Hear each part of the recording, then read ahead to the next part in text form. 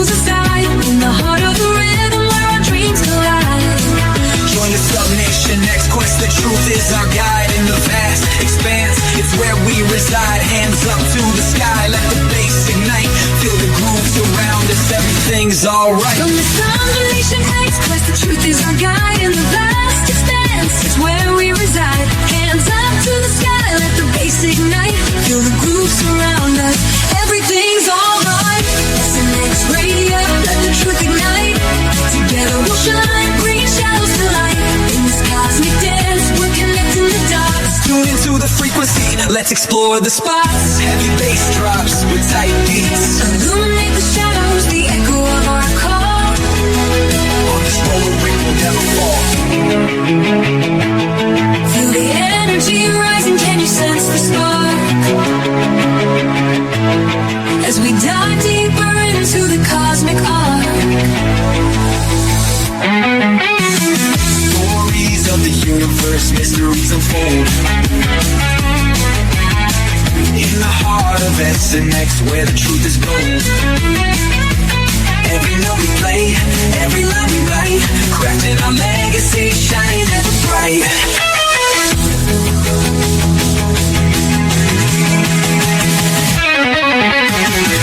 SNX Radio, let the truth ignite. Together we'll shine, bringing shadows to light.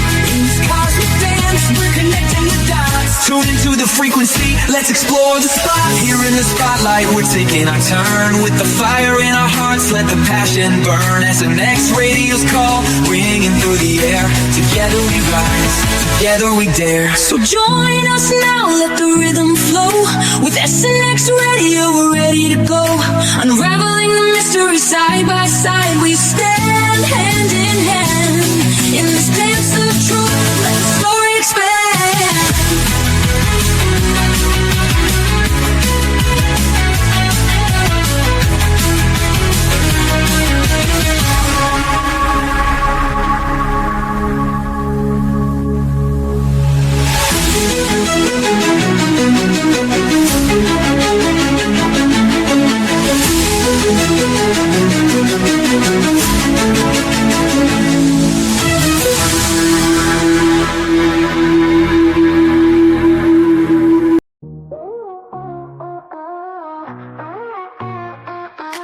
Out in the dark, the stars align. Oh yeah, oh yeah. Signals flashing, a secret sign. Sasquatch whispers, UFOs glide. Mysteries unfold, can't hide, can't hide. Voices in the static calling me, calling me. A cosmic rhythm setting me free. SNX, feel the vibe, let it flow. Connections glowing, don't you know? SNX, light the night, let it show. Cosmic groove, we're ready to go.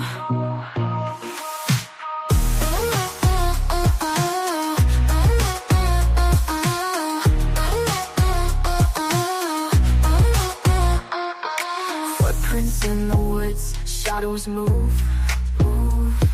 Skyline flickers, it's a neon groove. Expert stories witness sight, unravel truth in the cosmic light.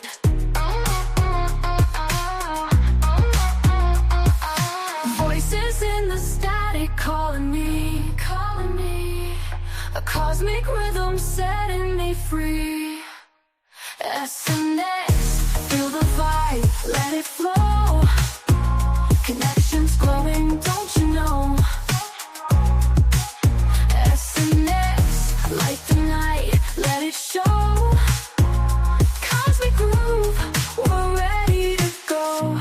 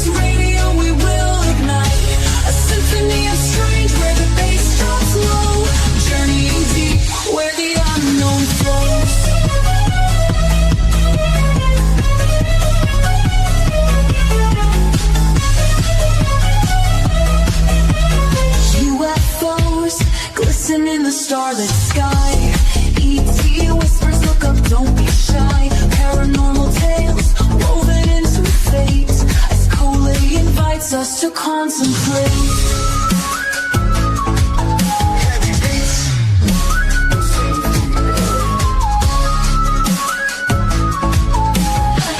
Feel that chill when shadows align. Experiences unfold one of a kind. Off-world encounters, truths they must find.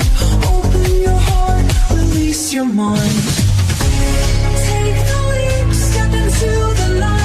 With SNX Radio we will ignite a symphony of strange where the bass drops low. Journeying deep where the unknown flows.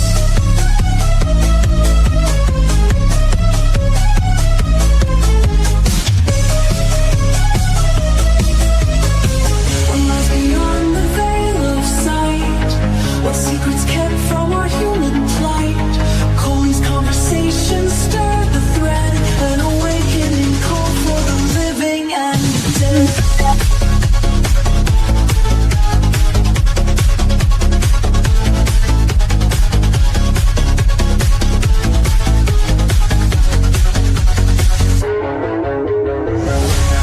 Take the leap, step into the night. With SNX Radio we will ignite a symphony of strange where the bass drops low. Journeying deep where the unknown flows. As the echoes fade and the night draws near, the truths we seek become crystal clear. With SNX Radio, keep your mind open wide, for in this journey we all confide.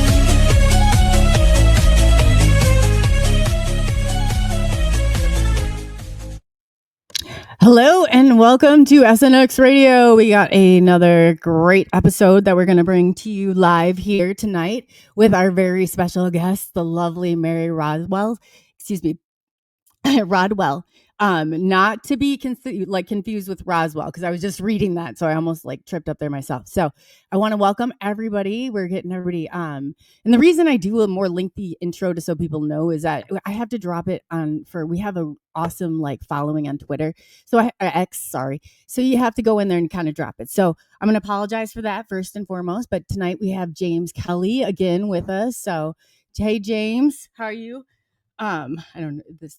Going on, but yeah, so I'm gonna get right into it. Let me just back up here for 2 seconds, because I said do not neglect chat, because I get so in the moment that, so I have to say that I'm going to really try to be better at that. And if you have questions, put them. Oh, Scott, thank you so much. Look at that. Scott's on top of it. He's good with this. So just put them all in caps. And if you're on Twitter watching, or X, I guess, whatever, we have an identity disorder here going on.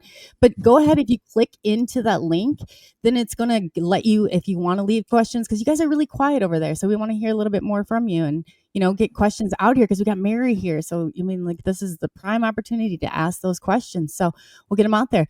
Again, without further ado, I'm going to get into Mary, because we were having this really fascinating conversation before, and I just absolutely it's right in my alley. So yeah, so we're excited to bring this to you tonight. So I'm going to go through and give you a little background on Mary. If you don't know her, you definitely should. And we're going to find out. She's got so many cool things that she's going to bring to the table tonight. So she is internationally recognized researcher, author, speaker, specializing in UFOs, extraterrestrial contact phenomena, like we all are into here. Yeah. She is a founder and principal of the Australian Close Encounter Resource Network, ACERN. So that's pretty cool. That was established in 1997, which provides professional counseling, hypnotherapy, support for individuals and families experiencing anomalous, paranormal, or abduction oh, wow, that's great. Contact experiences. She's born in the United Kingdom. Rodwell migrated to Western Australia. Oh, yeah, she went to Western Australia from there. Okay. In 1991, she lives in a beautiful place right now. We were talking about it. Weather is beautiful. But anyway, and currently resides in the Queensland. A former nurse, I think that's midwife and health educator. She works as a professional counselor for the UK's National Health Service and Australian agencies such as Silver Chain and Concare. So that's great. Since 1994, she has operated in private practice.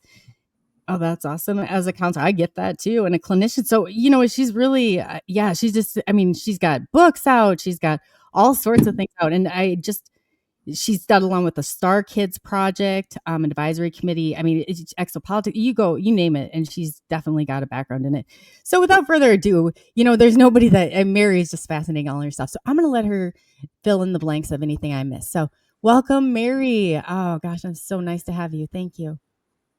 It's an absolute pleasure, Chloe, and an opportunity always to be able to share what we hope will be helpful to people connecting the dots. Boy, I think that's what it's all about. I'm always talking about connect the dots. And that's so important. And it's like, you jump. And so I guess where do you think because we were talking about this and I was like, you know what? Disclosures happen. And I want to know where we go because we're losing some momentum here. I feel like, so Mary, I said, where do we got to get grounded here too. And a lot of this stuff and really focus on doing and maybe pushing forward where we're just not all here stagnant and waiting. Like we can actually move as a we don't have to just it's not a one-man job. I mean, we all have to move to get ahead here. It's not, it's just, I guess, what is your whole take on that? Where's a good place that you would like to start? Because you're fascinating. I loved how you connected the dots when we were talking before. So yes, start wherever you feel that, is a great place to start because you definitely have a lot to bring to the table. So. Well, Coley, the important thing is, as far as I'm concerned, disclosure is going to come from the ground up. It's not going to be waiting for governments to pull their finger out, as it were, and start saying stuff because they'll only say what they think is going to work for them. And there's a lot they want to hide. So ultimately, it's going to come from us. And I think what's interesting in terms of my work and in the last few years, how many people have shifted into this new awareness of their own experiences, which before, as you said, for your own self, nothing could have been further from the truth of this a few years ago with you. And you had that catalyst where all of a sudden everything shifted. It's happened enormously fast in the last few years for a lot of different reasons. And I think we can be grateful for the chaos on one level, because on another level, what it's done is get people to start thinking about their life, their reality, what's important, what matters. And also coming out the closet, space closet, as I call it, has been what's been happening too, because people have discovered that they've had more awareness than they realized and started to question things that have gone on in their lives. And it may for some have started with sighting a craft, a UFO, for example, but for others, it can be quite different. It can be through a shamanic experience, for example, or a healing experience, or a near-death experience, or an out-of-body experience. It can happen in many different, some will do a remote viewing course, for example, and that activates them into realizing we're multidimensional.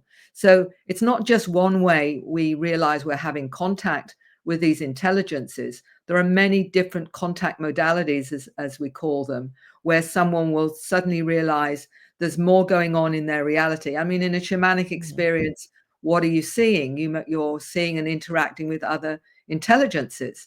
And some of them will interpret, depending on our belief system, some will believe they're angels or, ascended masters or lots of these different names. Or others will say, well, they're an extraterrestrial or they're a light being.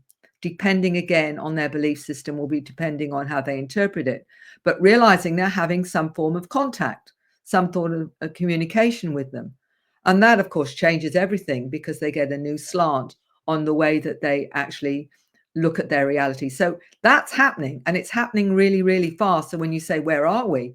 We're actually in the moment of a huge wave of awakening and activation on this planet right now, which is gathering momentum by the minutes, seconds, and months that are going on. Yeah, it really is. Like James said yesterday, there's no stopping what's coming. The momentum's already there. It's rolling through. Yes. It's just how do people prepare themselves? And I guess too is there's like a lot of confusion with Project Bluebeam, and if somebody goes out and like some of that deception, I guess, in the way. What do you think is a good route through that? Well, the good thing about awakening and getting used to interacting multidimensionally with whatever source of intelligence you're working with, and also trusting that inner resonance to truth, is what we're being tasked to do now. Is when information is coming, what resonates with you, what really feels right, It's asking us to take responsibility for what we take on board and what we actually choose to believe is the truth or not, because we're going to get a lot of deception. But it's interesting, the numbers of the people that will say, I heard this or someone said that, but it's actually doesn't feel right. It Yeah. doesn't make any sense. And the children are particularly good at that. They'll be able to listen to someone and know intuitively that it's not right or whatever. And that's what's quite interesting. I was talking to a 9-year-old some years ago when I was talking to his dad to start with, who was in the US. And we were talking about experiences, and his son came in and said he wanted to speak to me. And I said, so why did you feel that you wanted to speak to me? And he said, it's because of your frequency. Oh, And this is a wow. so it wasn't about what I was saying, it was my frequency. This is what I mean. These super And this aware, is a 9-year-old that I, was that aware. That's yeah, amazing. and that was the reason he was prepared to speak to me. So we're not talking about children that are in any way just third dimensional. We're talking about children that are multidimensional now, already aware of their mandate, why they've come, what their role is, and whatever. So they already know what to believe and what not to believe, and they will tell you the truth behind things. And we all have that. It's just that we've lost it through the programming often, and we've become confused. So we have to go right back to that inner resonance again and start taking responsibility for our own connection to truth, because this is where all this manipulation is going on, to try and manipulate that out of us and get us to distrust it. Oh, that's so true too. That's so true. I agree 1000%.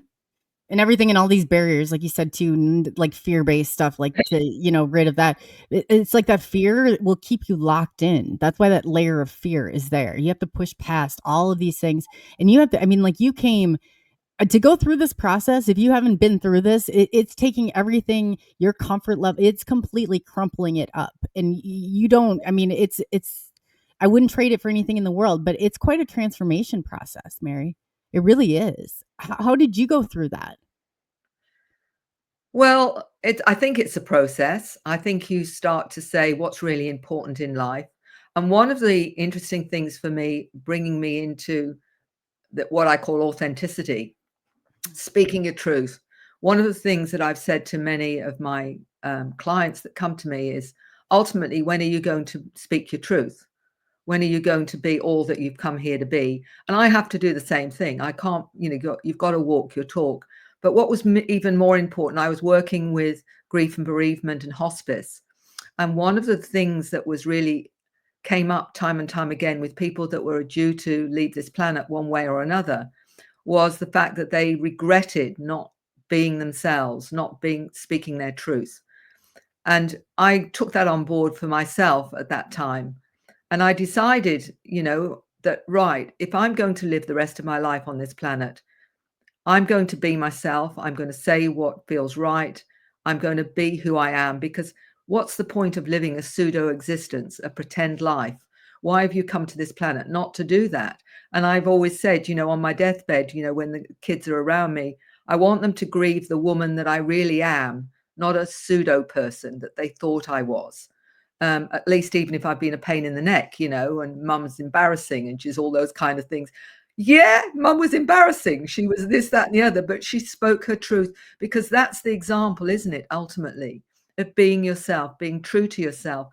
When are you going to do that? When are you going to wait to do that? Are you going to wait to your deathbed?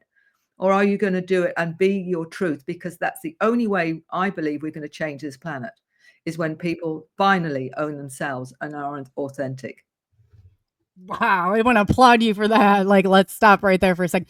That is so true. And when you're authentic and genuine and in the moment and you're able to live that authentic and genuine, like there's nothing like that. You drop the chains. They lose that power and control over you when you're able to get there. And that's amazing. Wow. Wow. Absolutely. I couldn't agree more. I really couldn't. I mean, People say to me, but you're so courageous, Mary, because you do that. You say all this stuff. I said, it's not courage. I just don't care. I love it. I actually Oh my God, I love you. You're right up our I love it. know if you think I'm menopausal or whatever it is, really don't, because it really doesn't matter to me No. what somebody judges me from their perspective, because at the end of the day, does it really matter? No. Is it, or are you going to let them stop you from being who you are? No way. No way. Absolutely not. Yes. We got another fighter up here. That's exactly where I'm at too. And I was like, probably should care more, but I just don't. So, it is what it is. I apologize in advance. But yeah, no, that's awesome. Mary, yeah, wow, you are a courageous woman. I mean, that's amazing. I love that. I absolutely love that. Well, for me, it is ultimately about the soul journey, and it's about why we've come to this planet. We've come in with our gifts, our awareness, our understanding. And these young children that are coming in, if we are to empower them, we have to be strong for them, because they're the future, and to provide the environment where they feel safe and secure to be who they've come here to be.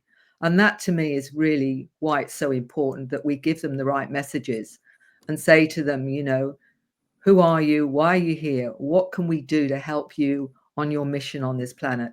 What can we provide a safe place for you? But also to be the example. Ultimately, if we say, oh, we can't do this or we can't do that because somebody may judge us for whatever. Well, what is the message that we're giving to these wonderful new star seeds that have come to the planet? It's not safe. And then we're playing into fear. And this is what there, of course, has been the manipulation all along. I meet so many wonderful people opening up, and their fear when they open up is that they're going to get judged for being crazy. They're going to get judged because they are having a reality that's greater than the person that's listening to them, for example. They're going to get judged because of how they understand reality. If you're doing that, you might as well not be here. Give it up, mate. Time to throw in the towel. For You know, real. Yes. Yeah. why have you come? Why have you come to this planet?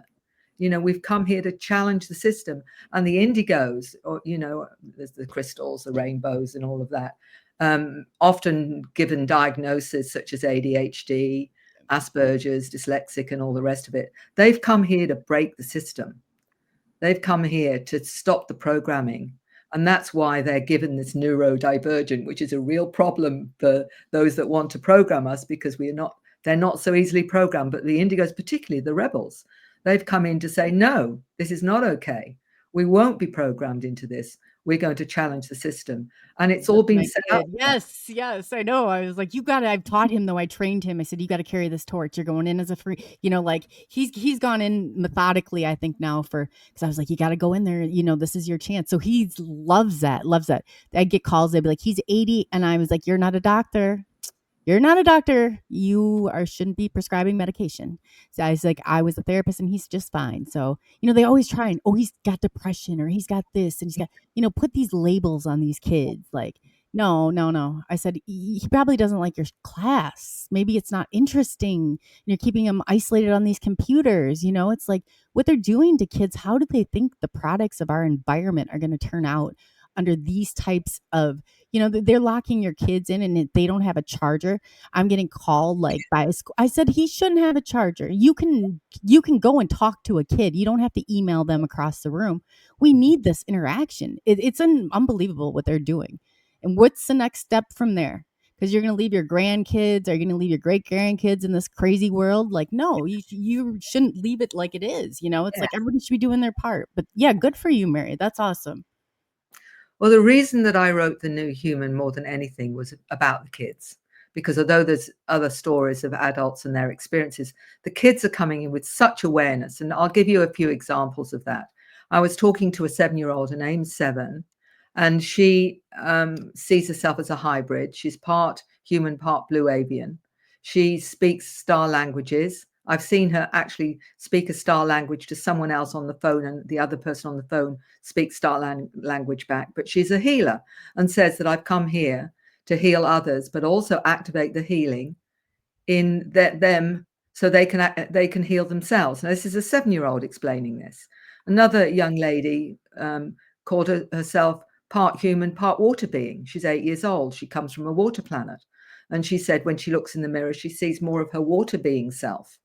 And she said that when she hears music, she not only hears the music, she hears the frequency and goes with the frequency to the person who's created the music to actually understand what's behind the frequency and the music itself. So multidimensional understanding of frequency and harmony. Yeah. So we have a shot against AI. If there's kids out there like this is amazing. Yeah, well, there's the choice, isn't it? Do we go with artificial intelligence and getting, implants and whatever, or are we going to activate our own awareness? Because we can go, as remote viewing has shown you, to past and present. There's no such thing anyway as past and present, only the way that we look at it. For example, we can actually change the way that we operate. For example, I was talking to, I think he was 7 or 8, and he said he goes through portals to other planets. And he says, I said, well, how do you do that? He said, well, I use the runes, he said, as a portal. He said, but I have to know the mathematical number of the planet. Then I can know exactly where I need to go to get to that planet once I have the mathematical number. Do you need technology? No, you don't. You are technology. You are, a technology way beyond the technology that we're being shown as being amazing and what have you. And this is the whole dilemma, isn't it? Are you going to choose the easy, quick way, or are you going to work on yourself to realize that you have this potential in you? That, all of the things that we think are amazing are actually part that are innate in us anyway. And these children are already showing this. Some of your viewers may have heard of the telepathy tapes with the autistic children. I don't know whether they have or not, but they've already shown that autistic children are telepathic with one another. And I've met many parents that have told me they communicate with their autistic children through telepathy. It's not, it's being proven now through the telepathy tapes, and Dr. Diane Powell, who's actually done all the tests to show these kids are telepathic that are autistic. We are discovering the awareness of the ADHD. I always remember the first time I became aware of those that were diagnosed with ADHD. What is that exactly going on here? And a lovely gentleman, Neil Gold, who wrote a book, Close Encounters of the ADHD Kind, he explained having interactions with light beings. And he said, I always saw reality multidimensionally. And he retranslated it as always dialed into higher dimensions. What does that say? What are we doing with ADHD? We see them as neurodivergent, a problem. So let's medicate so that we can program them. Right here. Yeah, I was off the charts ADHD. I drove everybody insane, like going through, but I question everything. But ADHD brains are brilliant if you give them the opportunity and they're right, That you don't need medication to stabilize. In my book, I connected with a molecular biologist who had also had these experiences herself. She knew how to stabilize ADHD, and it's all there. How you need certain extra vitamins to balance yourself out, like choline and whatever. All of that's in my book, The New Human. Is let's find strategies to support those that are coming in as the new humans that are coming in with these abilities, these awareness. Rather than suppress them, let's find out what they can do, how they can understand reality. There's lots of other qualities like synesthesia that were considered an aberration. That synesthesia, when you experience something multidimensionally, so you might see the letter 7, for example, it may have a color to you, it may have a sound to you, it may operate in a way that you see it in more than one perspective. Well, this is what these kids can do. And it's seen as an aberration. There's something wrong with you. No, it isn't. It's actually showing us what we're capable of. What I go back to very, very, because of my background, I'm very interested in the way that we've evolved, if you like, from, Neanderthal, Cro-Magnon, and suddenly missing link, and Homo sapiens sapiens suddenly appeared with 223 extra genes and twice the brain size. How the hell did that happen? Unless we're intelligently designed. And the gods that are visiting us, are they really gods? No, they're not. They were perceived as gods or whatever, been monitoring our evolution. We're only using 5 to 10, not even more than 5%, maybe 10% of our DNA is activated. What's the other 90% about? Well, the other 90% is waiting for us to unpack to actually activate. One gram of our DNA contains all the information on the internet. 1 gram. So what's the rest of our DNA doing? We don't even know yet, but it's being activated. Oh, So okay. just think about what's hidden in our DNA. And Dr. Francis Crick, co-founder of the DNA molecule, said they programmed us Oh, to yes. awaken at the time that we need to waken up when we're ready to. What do you think's happening? People are being activated. They Mhm. suddenly find they're sensing things, they're feeling energy, they can see orbs, or they're suddenly getting downloads of symbols or scripts or music or information that they've not consciously learned. What's going on with that?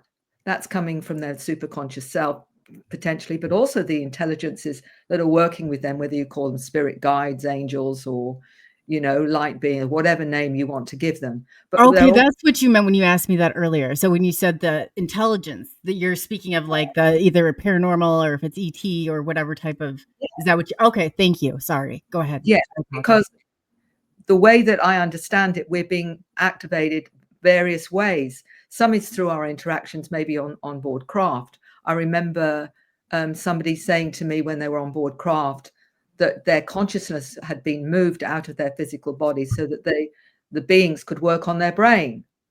What it is we're being assisted to move to that next level of evolution. And this is why people have had these amazing transformations almost overnight, where suddenly everything changes for them. They lose interest in material values. They become more ecologically aware, more spiritually oriented, and what have you.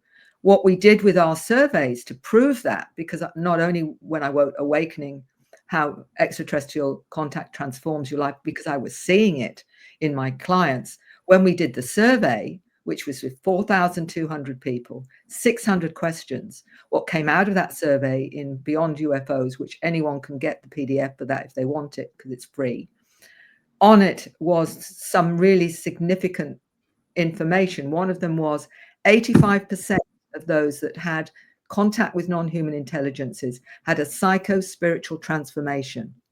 So where's the agenda? There's the agenda. Psycho-spiritual transformation. The other thing people need to know about is that you may be having contact without realizing it, because 75% of interactions on board craft are out of body. So only 25% are actually physical. So if you suddenly find yourself being aware or having a sense of energies around you or information coming down, it may very well come from your interactions with these intelligences. And you may see them as spirit guides, angels, elementals, fairies, ascended masters, if you've got that particular way of looking at your perspective of your spiritual life. Or if you're more UFO oriented, you can say they're light beings, angelic beings, interdimensional, extra-dimensional, trans-dimensional. And some of them come from our future. I remember a 7-year-old explaining to me that he was from our future and that he was a grey being with 4 digits, but had come back to this reality because of what he was coming here to do. Do you dismiss this? Do you dismiss what kids are saying because they're kids? Or do you realize that this is information they've not been front-loaded by their parents whatsoever? The parents are completely completely neutral in terms of their child and saying, but my child's telling me this, or my child's telling me that. What do I do with this information? Is it credible or whatever? And what I say to them is this: why do you think your child's coming out with that? Why would they? What is the purpose of that other than to check you out, to check, are you going to believe them or not? One of the things I do is I send out a questionnaire to people who have experiences, but I have one for children. And if the parents write to me, I send them the questionnaire out for the child. And they'll say, I didn't realize that my child has experiences where they are out of body, that they can see energies. I didn't realize any of this, because the child thinks it's normal. Yeah. This is my reality. I've been up with patients, this is my normal. What do you mean you don't, that's strange to you? Don't you have the same thing as me? Well, that's what happens. And they're saying, I've never known that my child was experiencing things like that. What comes to mind was a woman that was telling me that her child was telepathic from birth, and would be coming out with everything around her that people were speaking about. And she said, the thing that's hard now, Mary, she's 3 years old and she still reads my mind. And it's becoming very, very uncomfortable because I have to watch everything that I'm thinking because she can tap into it. This is Oh, yeah, you're right. I didn't even think about it like that. this Wow. is this is the reality. I remember a 13-year-old saying the same thing about her teacher. She said, what my teacher comes out with sometimes, what she's thinking, what she's saying, and what she's thinking is very different. And what she's thinking sometimes isn't very nice. So Oh, this, this, man, that's this yeah. is so when you say, can they choose to understand the agendas on this planet? Boy, can they, because they can tell from your frequency, they can tell from your energy, they can tell what's going on in your head. So this is what's going on. And this is why they're trying all these strategies for the older models like myself and whatever, that are still waking up to the potential that we have, which is identical. It's just that we've been programmed out of it. So we've had to awaken that, and we may do it through the various modalities. As I say, you may do it through, learning healing, for example, energetic work, or we may wake up because we suddenly start seeing craft and whatever. When you see craft, sometimes it's not just seeing it. There's an interaction, and you may not realize it. There's I a call it getting locked in. You get locked into this, like, exciting roller coaster ride. Like, yeah, it's amazing. There is so when definitely a feeling behind it. which means there's often an interaction, even if you're not aware of it. You just suddenly feel different after seeing that particular craft. So don't think just by seeing it that that's it. There may actually be something else going on that you're not aware of, and there's a reason why you're seeing it. I call them points of reflection. Do you think that's like a pretty good, like, I was like, those are the points of reflection. Those are the points you're supposed to, it's kind of like, okay, we're jumping now over to it kind of shoots you over to another direction. What I say to people when they've maybe seen a craft and they've described it, sometimes with family, sometimes with friends or whatever, did you feel different afterwards? And they'll say, I started to get really interested in quantum physics, or I really started to get interested in the history, archaeology or anthropology or medicine or healing or whatever. I'm saying, there you go. Oh, yeah. After this was done, I was reading Einstein's unified field theory and going through, and I've never in my entire life did I even go that direction. It was weird. It was very bizarre.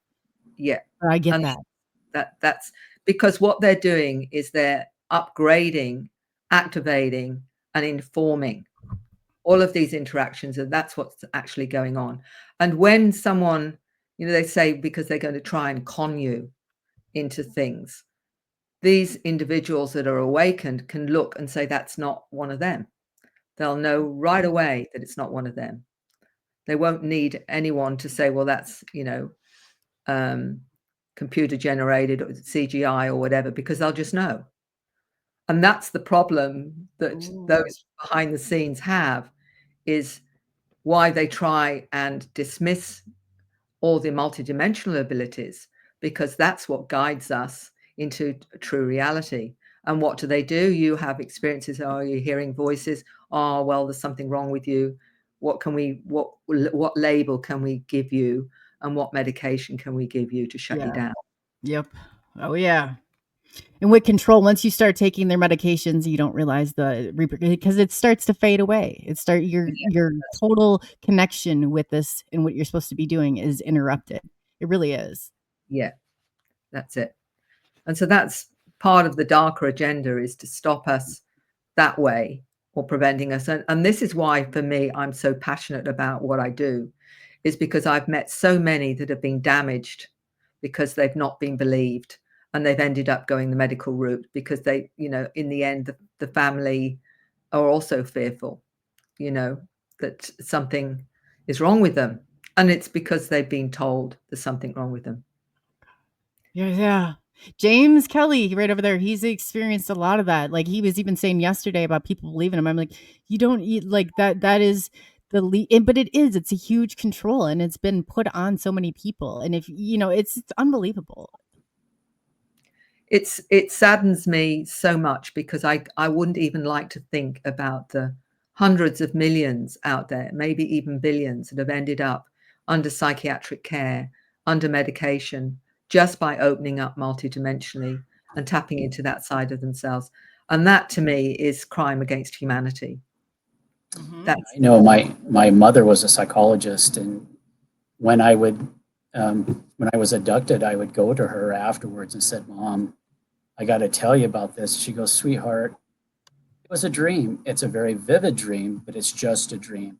yeah. And every time that I was abducted, that's what she would say. And this went on for 20 plus years until right before she died. She goes, "You're a special guy, aren't you?" And I'm like, "Yes, Mom." And that's all she really said. But my whole entire childhood was nothing but what trauma. Tried to put me on Prozac. They tried to put me in psychotherapy. I had ADHD. I was hyperactivity. I had a vivid imagination because I would talk to people and they couldn't understand what I was talking about. Like again, you talk in the star language back and forth, and they don't get it. They was trying to put me as a round peg, trying to block me Yes. into a square hole, and there was no way of doing it. And luckily, I had come out on the other side of that better.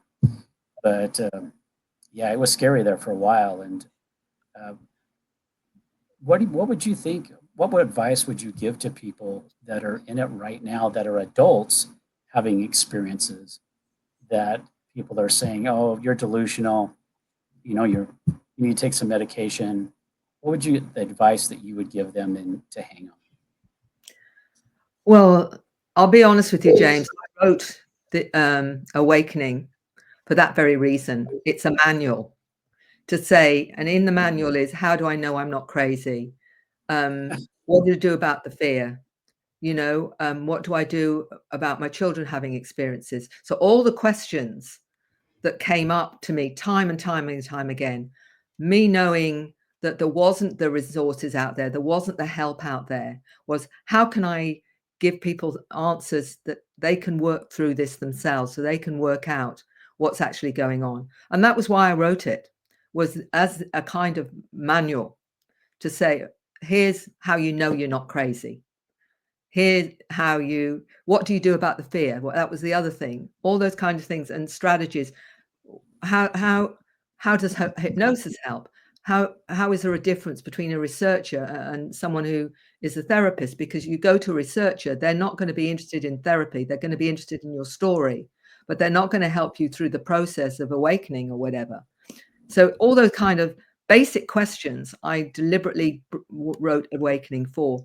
But what I say to people is knowing the difference, and I say this with those that are opening up multidimensionally, wanting to know the difference between their multidimensional self, their 3D self, and imagination. And it's actually really quite easy to separate it out once you understand it.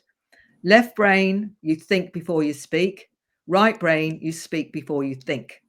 So it's instant. Anything that comes in that's instant is multidimensional information. How do you know it's not your imagination? Very easy. If something's real, like your bedroom, you know where the bed is, you know where the door is, you know where the window is, you know the color of the walls, it's instantly in your mind because it's real. If it's imagination, you have to, and I say, imagine a bedroom. To imagine it, you have to think. You have to think, well, how big would the room be? Where would I put the window? Where would I put the door? What color would the walls be? You have to think to create.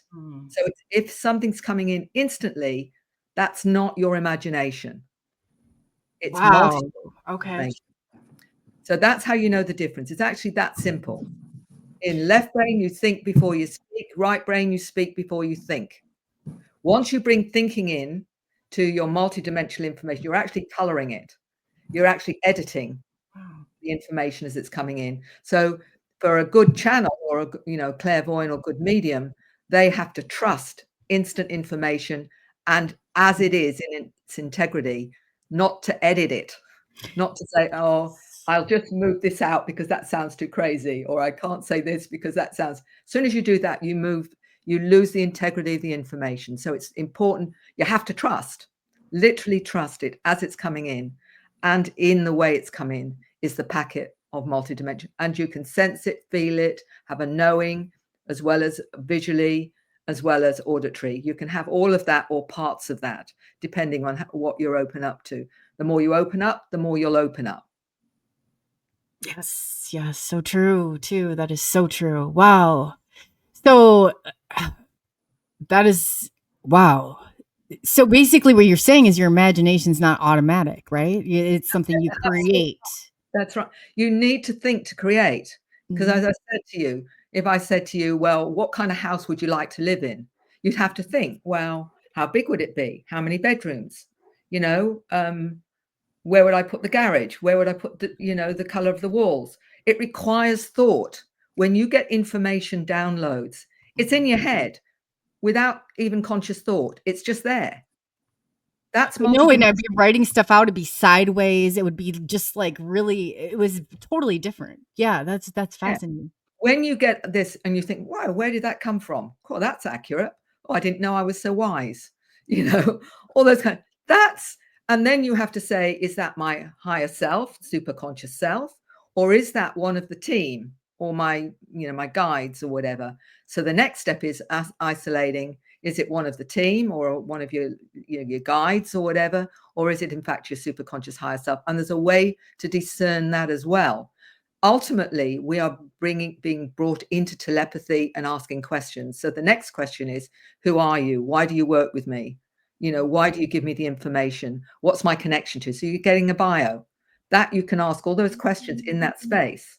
And I show people how to do that so that they've got some, they can start to trust it. Because I said, when you get information, if you want more, you want to understand it more, you have to go back to the source and say, well, explain this to me. Why is this important? Why do I need to know this? Where can I put this or whatever? So then you have in an equal conversation and communication. That's where they want us to go. Mhm. That's cosmic consciousness. That's us connecting to our cosmic family. And that's what they're waiting for, because everything's accurate then. There's no editing. There's no altering, because you've got the pure communication. And that's where we're headed. So how do you, because some people feel like they might be tricked by paranormal entities or things like that. So you're really, and that makes sense when you're in a medium, you get it and you either spill it out or you lose it. It's you're that portion. But I guess it just, I don't know. What would you say to that? Well, there's two things that come up. First of all, there's a part of us that knows when something has integrity, when it resonates. So I talk about it like this because I keep things very down to earth. I know that sounds odd, but it's exactly how I operate. If somebody comes to your front door, what is it in you that with some people you'll invite them in for a cup of tea, and others you keep the other side of the door? There's just that feeling, I don't feel that's okay. The same goes with information. What is it with your friends? The ones that you gravitate to are the ones that say, positive, beautiful things to you, make you feel better and what have you. And the ones that are always negative or always putting you down or criticizing you or whatever. It's about the information that you're getting. If you've got something coming through that's telling you that you're useless and not powerful, or you've got to do this or you've got to do that, nobody wants to listen to that in everyday life. So use your common sense. What they operate on, the lower frequencies, are fear and ego. If you're still in fear or if you're in ego, then they can plug into you and you will get lower entities giving you information, and it won't feel right. It'll feel uncomfortable to you. If you're coming from a high intent, like, the highest frequency of authenticity, love, compassion, and whatever, what you're doing is you're creating the frequency you accept. So you're saying, I'm only accepting this frequency. Anything else, no thanks very much. Not interested, go away. So you're putting out an intent. That intent creates the reality. Like a radio frequency. You're saying, this is the only frequency that's okay for me. Anything else, you can buzz off. Not interested, don't want to know. And you'll know from the integrity of the information. You can test the information. If something comes through to me and I'm not sure about it, I'll go back and say, explain this to me. Why is this important? What do I need to know about this? And once you get to that point, there'll be this buzz of acceptance or resonance with, I'm sure all of you get that complete buzz in your system where it's, whoa, that's really accurate. So you've got to learn to be sensitive to how your multidimensional part of you operates, sensitive to frequency, sensitive to what you're putting out. All of this is teaching us to have integrity, to come from the right place. Because if we go to be telepathic, then there's no hiding. Oh, You, yeah, you're right. You're right. You're out. Oh boy, that just added an extra layer on there. Wow, there's hiding. makes sense. So you've Yeah. got to really put out exactly the integrity that you want to receive back, because that is really how it works. In my book, it's worked for me for 30 plus years.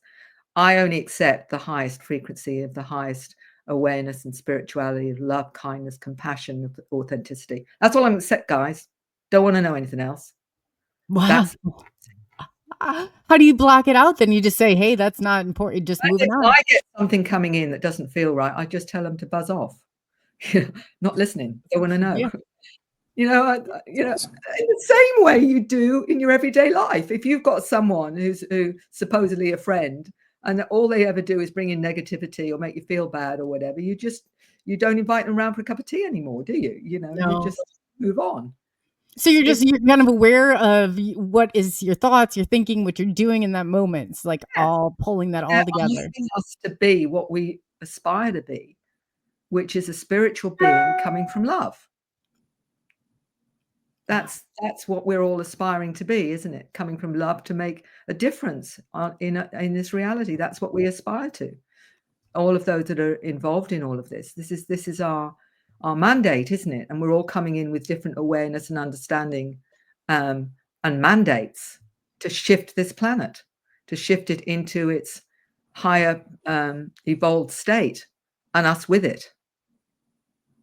How do you And think so some people are gonna weed out the people? Because I don't feel like there's some people that are gonna even make it past this. Do we have to have a certain amount of us, do you think? Or how do you think that's all going to come into play? Is it all or none, or the way that I look at it, that each soul has its own mandate, and some will choose to evolve because they're ready to, and they feel they've done the 3D Earth journey. And there'll be others that say, you know what, I still want to be part of this 3D reality for this lifetime, and this is what I'm going to stay within it. I don't think it's going to be one or all. It's just a soul's choice. When I worked with past lives, particularly when you take somebody from a past life into their spiritual world, or their whatever multidimensional part of their reality they experience once they move into that frequency of spirit, I will often say to them, maybe they'd had a really difficult life, maybe however they died, and I will say to them, what did you learn in that life? And they may say, I learned about compassion, I learned about limits, or I learned about, but I didn't do so well in this. So next lifetime, I'm going to choose to focus more on that, pick siblings and family that will challenge me to grow in that way or whatever. Because for me, it's all about the soul choice, and the soul creating the reality that's going to give them the greatest growth. And sometimes we choose to have a less challenging life sometimes, and sometimes we choose to really go through it and as a way of accelerating our evolution that little bit faster. When I take people on, struggle's real. You're right too. Oh yeah, man. I mean, one of the things that I ask when people are on the craft, and they're exploring what's happening on the craft and why they're there, who are the beings and whatever, they can have a conversation. People don't always realize this. They can actually have a conversation and basically ask, and I'll say, are any of the beings familiar to you, for example? And they may say, well, the one to my right is. Okay, well, ask that being, how many times have they picked you up? And they'll reel off 2, 5, 7, 10, or whatever it is. Oh, so you've been here a few times then, haven't you? So you know them, don't you? One of the questions I will also ask is, have you on any level consented to this experience? And 9 times out of 10, they'll say yes, but before I came here. So as a soul. They've decided they have chosen to be, I've chosen to be part of this to help with the evolution of the planet or whatever. So what it does is give them an understanding of their experiences in a completely different way. And I'll say, is there anything else you need to know? Well, why do I feel different? Oh, and they may be told, because you're part of us, we're your family or whatever. Does that make sense to you? Yes, it makes sense, because you're asking them in that space of resonance to their superconscious higher self. So when they're in that resonance, all those kinds of questions then come to them with a resonance and an understanding. So my job really is to help people connect the dots to their own understanding and reality. It's not for me to tell them what to believe. Oh gosh, that's brilliant. I'm not there to say you've got to believe this or this. Your experience tells you whether or not you want to take that on board or not. But I'm not there to tell you what to take on board. All I'm doing is facilitating that connection between your higher self and your awareness to get the answers that make the most sense to you and resonate with you, so that you can expand yourself. That is so brilliant. So do you kind of see them going, like, maybe grouping together on some of the similarities that you're seeing, or the way that, I guess, that you're helping them connect the dots or make sense? How are you putting those into categories yourself? Like, how are you identifying some of these things? Well, I have a questionnaire that I send to everyone that writes to me. And in it is not just, have you seen a UFO or whatever, but do you feel energies? Do you feel connected to other planets? Do you ever felt that you don't belong? Do you feel like you've got a mandate or a purpose or whatever? So it's not your standard UFO questionnaire. It's going into your multidimensional awareness. And so what that does, and I'll give you an example of how important that is for people. I had a 60-year-old Aussie bloke phone me one day, and he said, Mary, he said, my experiences are just incredibly different to anything I've ever heard anybody else ever have. And I don't know what to do with them. And I said, well, look, I'll send you a questionnaire. I sent out that questionnaire. He responded to me within 24 hours. And he was in tears, and he said, how do you know about my life? Because what I was doing was I was putting all these different patterns that I'm hearing time and time and time again from all over the globe. And it's amazing how many resonate with all those patterns of experience. You talked about, RH negative, for example, or ADHD, or all these kind of things. And all I've done is bring some of the patterns together. And then there's a lot more, but enough for people to say, oh my goodness, I didn't realize that was connected. It's like, the phobia or fear of clowns, Santa Claus, owls with big eyes or whatever, all Oh, sure. screens for contact. And some people say, I've always been terrified of clowns, but never know why. Screen memory. So Oh, bam. Yeah. Okay. So it's about giving them enough information to help them start working things out, so they can see their part in it, and also to transcend the fear of it as well. And to give you I'll give you two examples of finding out what the fear was about for two individuals. One of them was a gentleman that was used to being on craft, comfortable with his hybrid nature, all of that. But he said, the one thing that terrifies me more than anything still, he said, is when that big black eye starts coming towards me. Yeah. I said to him, so what do you think happens when that's happening? He says, well, I think they're going to take me over. So I said, well, do you want to find out? And he was very courageous. And he said, yes, I do. So I'm there with him. I take him into an altered state, and he's starting to get more and more stressed because he's describing this big eye coming towards him like this. And he's getting more and more stressed. And I'm saying, just take it slowly, just take it slowly. And gradually he suddenly stops and totally relaxes. And I said, so what happened? And he said, oh, they're just giving me information. So they hadn't taken him over at all. All they'd done was transfer data to him through that process. Oh, yeah, that's so brilliant too, because that's a distorted, and you never know how the future is going to be until you challenge it. That's awesome. You don't know what's behind that fear. And sometimes it's our own fears that blows something out of proportion into something that perhaps it's not. And the only way to challenge that is to find out, well, what really did happen. And I'll give one other example of that. Was a lady in her 60s her whole family had been taken up on a spacecraft. She'd been terrified all her life of this whole experience and whatever. So my question in hypnosis was, go to the origin of your fear. And this took this 66-year-old lady to when she was 2 years old in the cot. And she's lying there in the cot, and there's two beings. And I'm not sure whether they were mantis or not now. I can't remember. But there were two beings standing there. And she said, there's two beings looking at me. And I said, well, did they do anything? You know, did they harm you in some way or hurt you in some way or what? So no, she said, they were just observing me. And they're telling me that they've been with me all my life. They've been helping me with this and they're helping me with that and helping me with the other and all the rest of it.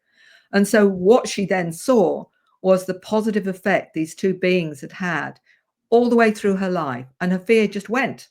She was basically dancing around the room when she came out of it. She couldn't believe after 60 odd years of fear that she no longer had that fear. So again, we don't know what we don't know. And if we can challenge that and look at it, we can find out what's behind it. And it isn't always what we think it is. So that's really.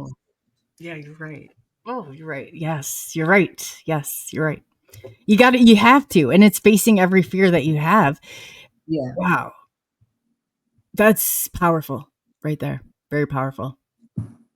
I mean, it really is like when you're going through this layer by layer, how you got there. I want to hear more about this because I have to understand how you got here to organizing. I mean, you have a brilliant mind. I mean, I'm telling you, I understand some of that background, but I mean, what you're doing is phenomenal.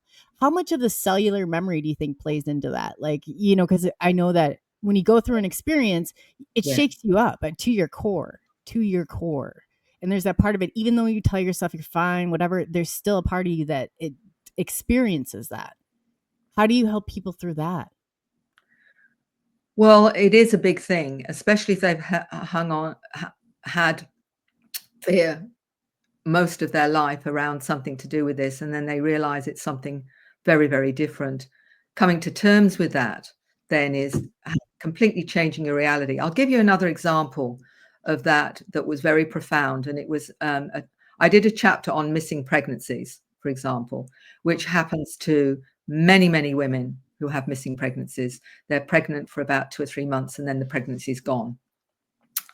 So that, I explain what's going on with some of those missing pregnancies. And there was one lady that had had 2 pregnancies, and the third one, she was told really by the doctor that she should, in fact, it would be best not to go ahead with it because she might lose her life, because the second one that she'd had was very dodgy. So the doctor was saying, look, I really am worried about you going ahead and having this pregnancy. Now, the lady had had a history of experiences, but she didn't then understand what this was all about. One day, should I say, she woke up and the pregnancy was gone. There was just blood. There was no fetus. There was no nothing. And she didn't know what had happened. She knew 1 minute she was pregnant. She knew the next minute she wasn't. And it was during that time, one of her sons particularly was saying, Mum, it's a brother and he's wanting to connect with you. And she's not wanting to hear this because she finally realizes that these beings had got her son, this child that she'd lost. And she got very, very angry. She couldn't even look at babies. And there's a big story about it, a lot more than I'm going to see it for you, just to give you an understanding. So for most of her many, many years, I'm talking about, 20 odd years, she kept getting this information that this son was actually with the beings. Angry as all hell. Angry that they'd taken her son. How dare you? How dare you? I don't want to know about it. Couldn't look at other babies, or that's how traumatized she was. Okay. Anyway, she came to Australia with her family and she said to me, Mary, I've really got to find out more about what actually happened. And I said, are you ready to do that? Because we didn't know what we were going to find. Was she, in fact, did this happen against her will? Was she trauma, all the trauma that went with it? Are you really ready to do this? And I was quite anxious as a therapist because I didn't know what I was going to find. Anyway, she said, I'm ready. I've got to find out because it's haunting me, because I keep getting messages from my live son that I need to connect with my child on board craft. I need to connect with him. He wants to connect with me. But she said, if they've taken him, I don't want anything to do with it. To cut a long story short, we went back to the time of the visitation, and she's taken on board craft. She sees this little tiny fetus being taken from her and being put in an incubator, a kind of incubator and whatever. And so she's saying they've taken it. So I said, well, shall we find out what's going on? Why? She said, yes, I'm ready. And she's faced with one of these beings. And the being and her are having a conversation. And she's basically saying, why did you take my son? And they said, because you asked us to. And they said, because you know that your doctor told you that if you went ahead with the pregnancy, you most likely would die. And she said, yes, she says, and I didn't want to lose, my sons not to have a mother. So she's then realizing that her conversation was, my only option was to give it to them because they could keep him on board craft, but he couldn't come and be physical with me because I could have lost my life. And then all of them would be without a mother. So she'd actually had a conversation like this. And I remember it was extremely emotional. And I'm seeing her in tears, and she's saying, but you promised me that you'll love him, that you'll always love him and keep him safe and what have you. And they said, we promise we will take care of him. We will love him. And so she's saying, I give you my consent. And then I said, do you want to see your son? Because he came up. And there is the 12-year-old son. He's got a missing tooth, and he's giving me a rose and giving it to me and saying that he's okay and that he's always been with me. So it ended with this son, this hybrid son, bringing this rose to her and saying, it's okay. Can we now connect? Because I've been with you all the time. And so she was left with a completely different understanding of why she had that missing pregnancy. And some months later, she's writing a book about her other son having experiences. She said, when I get stuck, she said, my son from the ship comes and visits me and helps me with the words. So she continued then to have contact with her son on board craft.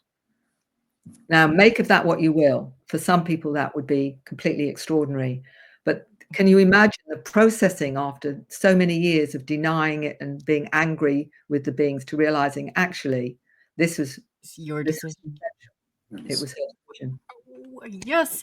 And that was the type of therapy that I did. It was going through, and they called it an intersubjective experience. You're experiencing this with them. You remove the emotion and you give them a different response that completely changes everything. And to do that's amazing. Wow. Good for you. Wow. I mean, that's like a bundle of therapy. I mean, years and years and years. I mean, once you can create that shift and they see and they get a different experience and a different understanding, it changes everything. Absolutely everything. That's amazing. Wow. I think the important thing is with all of this is our conscious memory is an edited version of the true reality. And Dr. John Mack, the psychiatrist of Harvard University that wrote the book Abduction, Human Encounters with Aliens, and he also wrote Passport to the Cosmos. In it, he had done all the psychiatric testing. He proved that they were quite rational, quite normal. And he said something very significant. He believed that hypnosis and superconscious or subconscious memory was more accurate than our conscious memory, which is the complete reverse to what everybody wants to say. Or if it's hypnosis, it can be manipulated. It can be this, this, and this, and this. And he was saying what I have found is actually more accurate because it's coming from the subconscious tape without the editing of the conscious mind, where the conscious mind will edit out anything that doesn't fit with our 3D reality, whereas the subconscious just blindly records whatever is going on. So hypnosis gives you the integrity, not the conscious recall, because that can be edited depending on your belief system. Oh, so you're re-experiencing this, and you're saying that how you are organizing this information is basically your programming, that you have to be. How do you break Well, that programming? well, the truth is that it's going to that other level of awareness, isn't it? Yeah. Where you get the absolute authenticity from, because the subconscious doesn't edit. It doesn't say, well, that can't be real. It's just recording what it's experiencing right from the moment it's experiencing it. So all you're doing is you're allowing someone to re-experience what the tape is telling them of their own experience and whatever. And some say, well, that can be manipulated. You can put stuff in there and what have you. Not if you're doing it in the right way. Because for me, for example, if someone's going through into an experience, I'm not telling them what to see. I'm saying, where are you? I'm saying, tell me what's next. What are you seeing now? I'm not telling them anything. I'm just leading them along with their subconscious tape to an experience. And James, you want to say something about that? No, Polly made a comment and I just waved at her. Sorry. Okay. Oh yeah, sometimes I get it's coming in. Yeah, don't Yeah. worry. He'll Yeah. do something like that. No, I'm joking. Yeah, no, okay. This is fascinating. Mary? I don't know how you feel. Are you ready? Should we will it break this whole chain if I do just the top of the hour 5-minute break, or Yes. we can Look, keep going too, because I don't want to break this. I really don't. I can keep going. It's fine. Okay, great. Man, this is like because I hate to even end here, because this is just really starting to get good. I mean, you're just piece by piece taking us down. You're absolutely brilliant at this. I'm so engaged. It's just, yeah, that's awesome. Wow. I'm glad it's resonating. That's the most important thing. I Good. think it's about demystifying things and grounding them into a way that most people can understand, because hypnosis has a lot of connotations to it, weird and wonderful and what have you. And I explain to people when they come to me, they're often anxious because am I going to be able to do this? This is hypnosis. What are you going to do with me? And what I said, look, you go into a hypnotic state almost all, 70 to 80% of the time when you're listening to the radio. One of the ways I explain it is like this, that when you're sitting watching television in a really, really interesting program, and you're so focused on the program that people around you may be making a cup of coffee, making dinner, you're not really listening to that. You shut it out because you're really interested in this particular program. It's no different to that. There's no weird and wonderful stuff. It's just focusing on a particular part of your experience and making the other part of you irrelevant. That's all you're doing. So you can still be fully aware someone's making a cup of tea, someone's, getting breakfast or whatever it is, but you're so interested in where you're going with this experience that you shut it out. And some people go very deep and some people don't go very deep at all. So there's only about 20% of people that go somnambulistic, which is basically almost unconscious and don't remember anything. But most are still aware. They're in a room. They're still aware that you're there. They're still aware you're asking questions. They say, well, I didn't really feel as though I was hypnotized. I said, well, what do you think hypnosis is? It's just getting your conscious mind to shut down a little bit so that we can focus on your superconscious self and ask for the information there. And I've often surprised people a little bit when they're really relaxed with me and they're chatting away and whatever, and they don't realize they're getting really, really relaxed. And then I'll just ask them a question that normally I'd ask in hypnosis, and the answer comes back instantly because they haven't realized they've been relaxed enough to tap into their subconscious. So it's not mystical. It's not someone taking you over or whatever. It's just relaxing you sufficiently so you let your subconscious, superconscious aspect to tap into the information that you need. There's no mystical thing about it whatsoever, and it's not scary at all. What techniques do you use to get them down there? Because sometimes like people will say like dual stimulation or tapping, or do you any of that, or do you just take them down by voice? When they're ready, you just let them go. I use what I call a spiritual energetic induction, which is basing them to create a safe, energetic space around them, like a cloud of protection and healing and balance and harmony. And I get them to actually take that into their body and take it around their body so that it's getting them to be getting into their own safe frequency. So I'm because it's a spiritual induction as far as I'm concerned. It's not your standard clinical induction at all. And then tapping into the superconscious and asking for the superconscious to come and be part of that experience. And that's all voice. I don't use any music. I don't know anything. I just use the frequency of that. Then I say, right, now we're going to do this. And this is where we're going to go. And it works 99.9% of the time. And I always use the same process for that. Wow. How do you get them like to relax? Like, do you go through all of that, or what type of awareness do you bring somebody to try and give them? I mean, because you're talking about pulling the whole self, like all those pieces Yeah. of ourselves. So once I relax them with that, then bringing the energy in, because I'm facilitating that around their body to relax their whole body. Then I say, now we're going to talk to the superconscious higher self over soul, which is if you like, a high consciousness of light. And you're going to bring that into your body too, so that you are able to access that information on any physical level that you choose.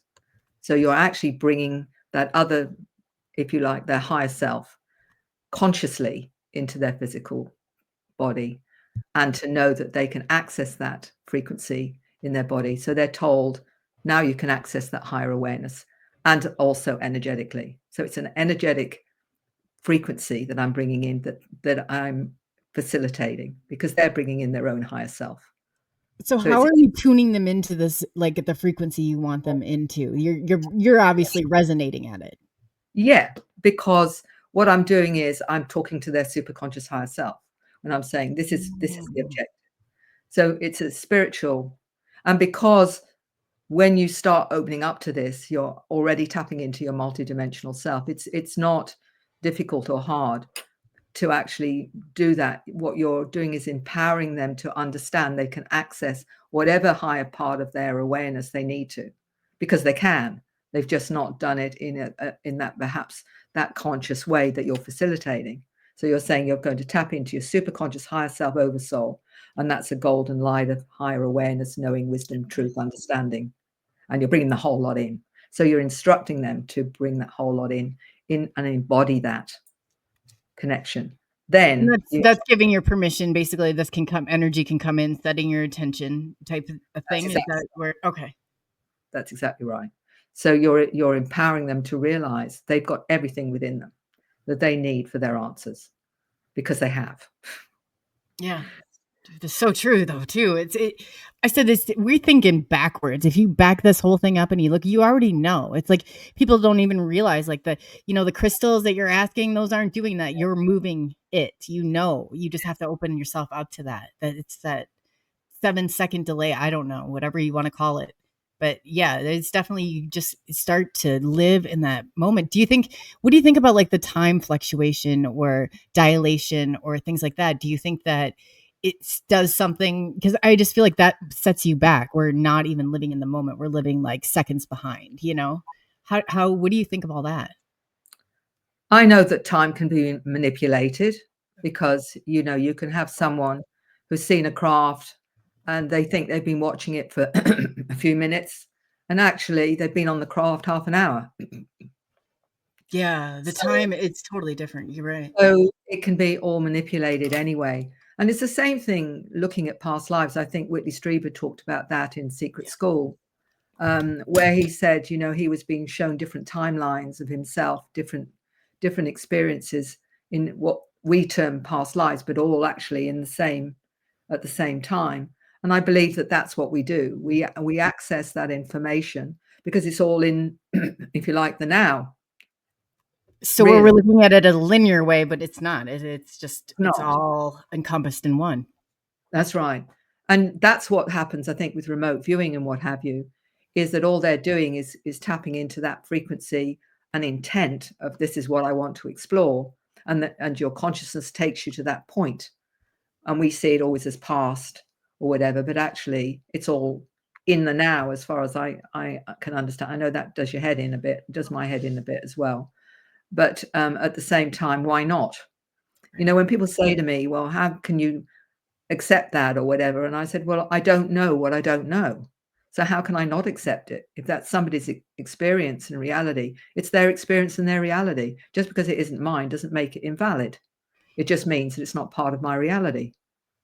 You know, this very limited way we think we've got the mandate on reality, and unless you fit in that box, then you know, you're wrong. Well, that's nonsense. That's stupid. You know, That's so we're all, stupid. It really is too. And the worst thing that we can do is to try and think that everybody thinks like we do. It's not. That's that's the trickery of your mind. No way. Everybody does think different, layered differently. Wow. what's really interesting, Collie, is something that I learned many years ago, 25 years ago, was someone talking about reality and our perceptions. And basically they said that at any one time, we take in 12,000 bits of information to start with. Of that 12,000 bits of information in that particular moment, we only get 8 bits of that information. Oh boy. And of that 8 bits, we only actually validate 4 bits of information. So you think about, just put that in your head and think about how much you're missing. Wow. So we can move around a lot more than what we think we can.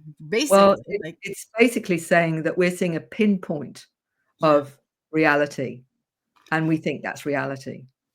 So, no, yeah, no way. and if something challenges you, there's a good reason why it's challenging you. It's challenging you to look at it. Mhm. And that's why you're saying, oh, I don't know if I can go there or whatever. Well, actually, that's telling you should, because there's something about that you need to know about or understand or whatever. But what do? We back off. Oh, that's too hard. That's too difficult. No, but we're here to experience and to challenge that. That's the whole point of it. Otherwise, why are we here?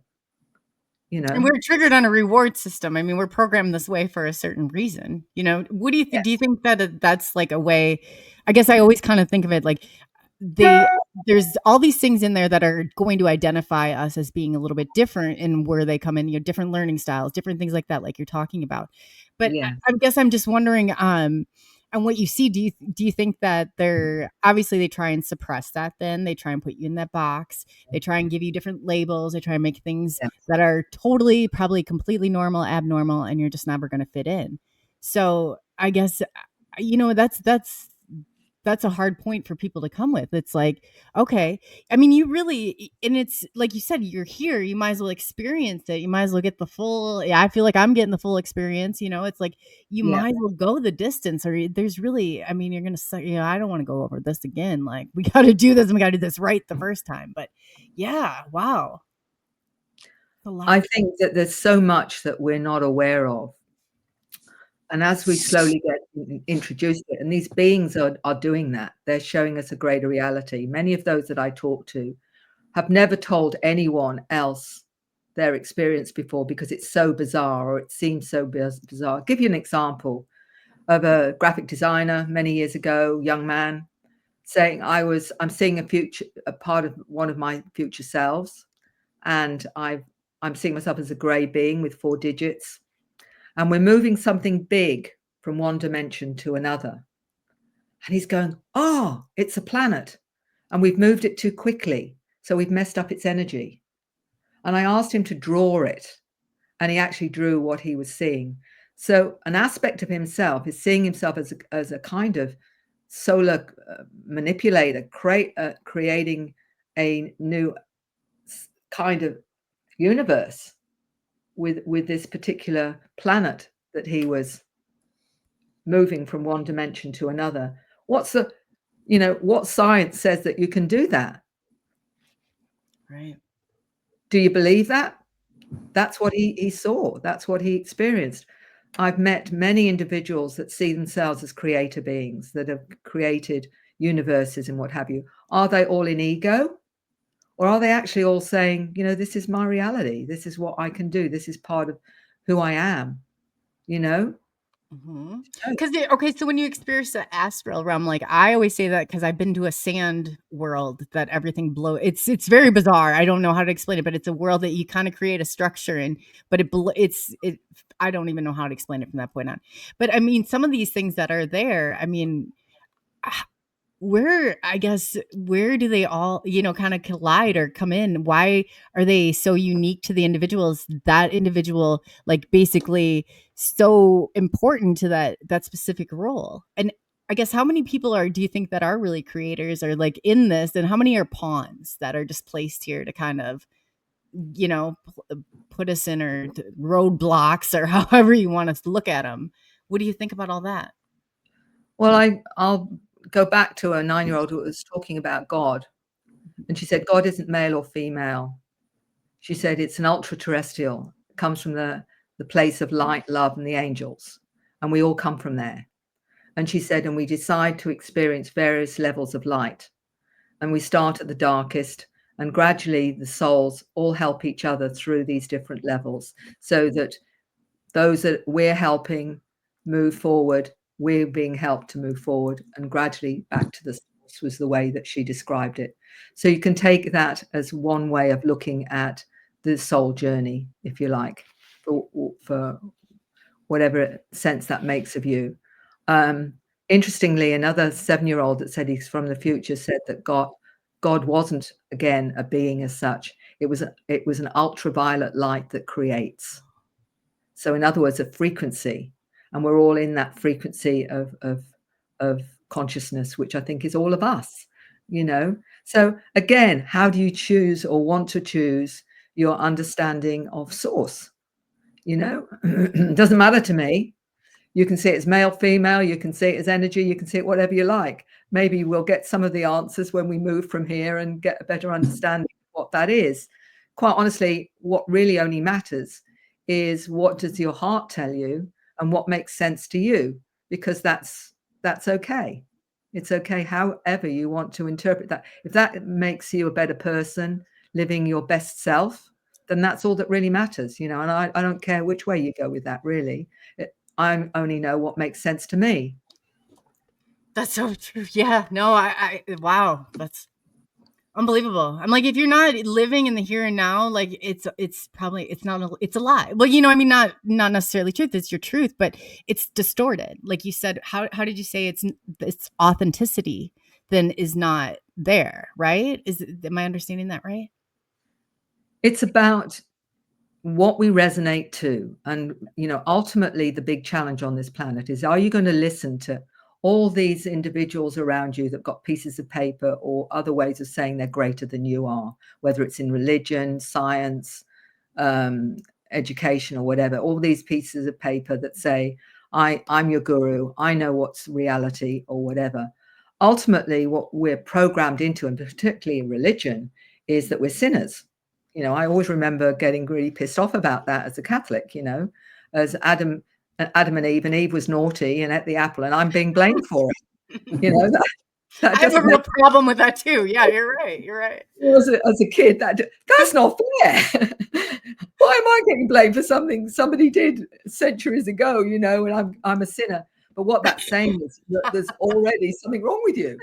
You know, that you're, Yeah, everybody's boy. You're right. You're you know, right. it wasn't okay to me, you know, that was just not, That God's was not, not my choice. That was not mine. Yeah, I did not consent to that. Like, yeah, you're you right. know. So Yeah, what that's that exactly does, how I the think too. ultimate in disempowerment is saying that you're already a sinner before you even, you know, do anything Oh, for I example, know. you I know? mean, I couldn't even get to school in the morning without, and then the That's mortal sins, and they were coming down. It's like, it. oh my God, really? Oh We boy. grow up with this programming that we're already bad, you know?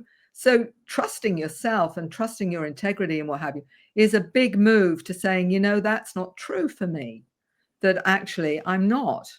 And what I say to people is the reason I help them to validate their own source and their own higher knowing and whatever is that is their highest true self that's guiding them during this life. And that's the one that we've all got. It's the only thing we've got, really, because you can choose to give your power away to all these gurus and people that say they know more than you, or you can choose to know that you were born with what you need to get through this life, because it wouldn't make any sense otherwise, would it? You know, No. to be born without what you need. So we've got everything we need. We've just lost the understanding and awareness that we have it. So how do we reclaim it? And we reclaim it by honoring our highest truth, our highest resonance, because that's actually all we've got at the end of the day. Because nobody is the master of everything. Nobody knows everything. I mean, I've got my 5-year-old granddaughter occasionally that tells me she knows everything. Yeah, my I'm kiddo. saying, He Oh, thinks you it too once in a while. I know. Oh yeah. great. I say, that's great, and it sort of makes me laugh. But the bottom line is that she does, on one level, know everything. True. I mean, In her when you're looking at it, yeah, you're right. In accordance, like, to the ego death, like I've done like the Cambo thing and the Bufo stuff, like, but to really release all that, how, I guess, in the ego death of somebody who doesn't really go the medicine route or go that way, how would you describe that process, or how do you know when the ego is not interfering in it? Well, it's a good question because, of course, ego is given a bad press, isn't it? Or maybe you're in ego, you're full of yourself and what have you. There's a difference between owning your true connection to the highest form of who you are as a person, as a soul. That's different to saying to other people, I'm great, I know it all, listen to me, follow me, I'm the best you're ever going to get. That's completely different to somebody who has this knowing that they are all that they're meant to be, and they're being all they're meant to be. And they're generally, the ego isn't actually part of that. You don't need ego when you're being your true integral self, because it comes over you being grounded and balanced and in harmony. And you don't have to say to people, I'm grounded and in balanced and harmony, because they see it. So you are in that space. It's not ego. It's just owning your truth, and it's owning your awareness and who you really are. And that we all need to do. And that's the difference between, the sinner you get in religion and being told that the hierarchy has got a closer connection to God than you have, which to me is, absolutely ludicrous, because in fact it's often the opposite to that anyway. But you know what I'm saying is we're being drawn back to ourselves, to our own awareness, our understanding, and our soul source. This is what we need to do if we're to be what we've come here to be. And that's the truth. The truth is already there, but we've just got to own it. Yeah, that acceptance. Yeah. Yeah. That's some people accepting and being comfortable in their skin. I mean, that Yes. when you can stop caring what everybody else thinks and you're living that true, authentic, there's nothing else better. There really isn't. But it's so much easier, I feel like, for people to hold on to that negativity, or to hold on to, it's safer for them to stay there than it is just to leave and let it go. I think it's very hard for people. Many of the star seeds have said to me, I have awareness that I've got abilities and understanding and awareness that is so great, it scares me. They're actually afraid of their potential. And I say, well, why is that? Because I don't want to misuse it. I want to know that I'm going to do the right thing with this awareness if it happens. I said, well, you've got that awareness for a reason.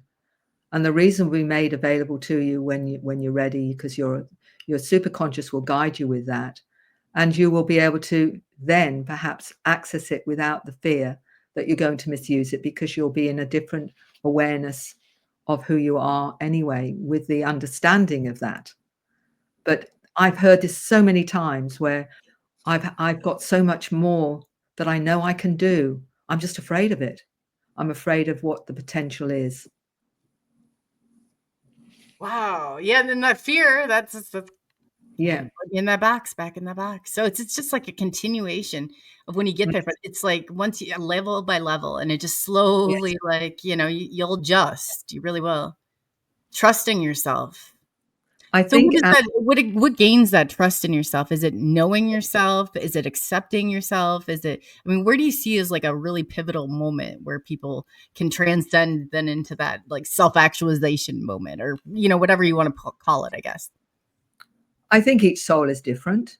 It's just like some people have the Kundalini awakening and others won't have that. They'll have a different way of being activated. Each soul just chooses when that is. But sometimes I have people come to me and they'll say, Mary, I know I've got a mission. I've got something to do. I just don't know what it is yet. And my answer to that is, and I've said it many times, is your soul isn't going to let you miss the bus, because it's worked too hard to get you here in the first place. So when you need to know where that next step is, it'll be in front of you. In fact, your soul will probably slap you around a bit and say, come on, wake up. You've got stuff to do now. or whatever. Yeah, enough of the vacation. It's time to go. The mission's Oh, going. you're not going to die and say, "Oh, I missed it. I missed it because of this," or "I missed it because..." No, your soul's worked too darned hard to get you here, and to get you to that point. It's going to make sure one way or another you get it. And you're not going to like it very well. The more intervention there is when that world smacks it right back in your face because you know you're going there. It's just like, oh Yes. boy, you don't make those changes for yourself. It's going to happen and you're not going to like how it happens. So do you Yeah. think people who kind of choose to navigate through that or face some of that, like I'm thinking about now, like I've been smacked by that a few times and I feel like poosh, but it's something I always felt like a change that needed to happen. It just finally broke. It was that straw that broke the camel's back. Yeah, and for some people it will be very dramatic because their soul has needed that to be part of their experience, and others it's a process through their life, depending on your role, depending on what you're meant to do. And everyone, a lot of these children coming through, they've come from other dimensions, other realities, other frequencies as well, and they're coming with their abilities and awareness to assist in that. So it is Okay. multiversal almost in that sense, that we are connecting with many different galactic intelligences that are part of this huge shift that's going on this planet. And everything, of course, is involved in that: the animals, the plants, everything that is part of this consciousness is involved in this activation. And many people have noticed that, for example, that animals are becoming a lot more intelligent, or appear to be a lot more conscious, for Yeah, instance, more conscious, more aware of who they are. Oh, absolutely. seeing it.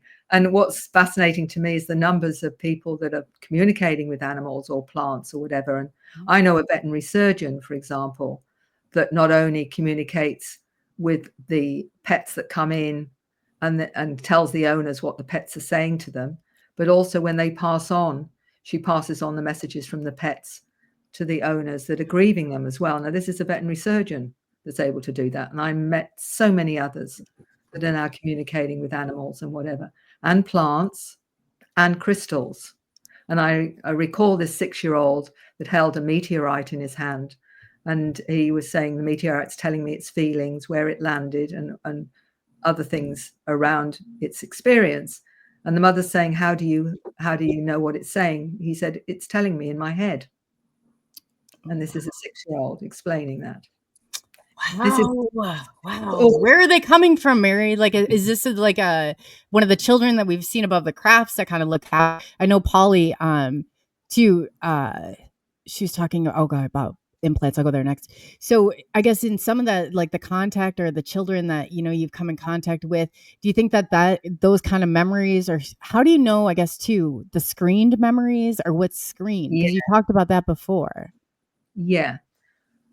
Well, if someone's got a phobia of something like the owl, the owl outside the window, or feeling like there's something coming towards them that looks like a cat with big eyes, or they've got an absolute fear of clowns or Santa Claus, when you take them into hypnosis, one of the questions is if they say, well, I'm seeing what looks like a clown. I always remember one of the accounts of a young man who had an accident, and he didn't know how the accident happened. And I facilitated him, taking him to a point where he was picked up by a craft, and he didn't know the accident happened after he'd been picked up by the craft. That's another story.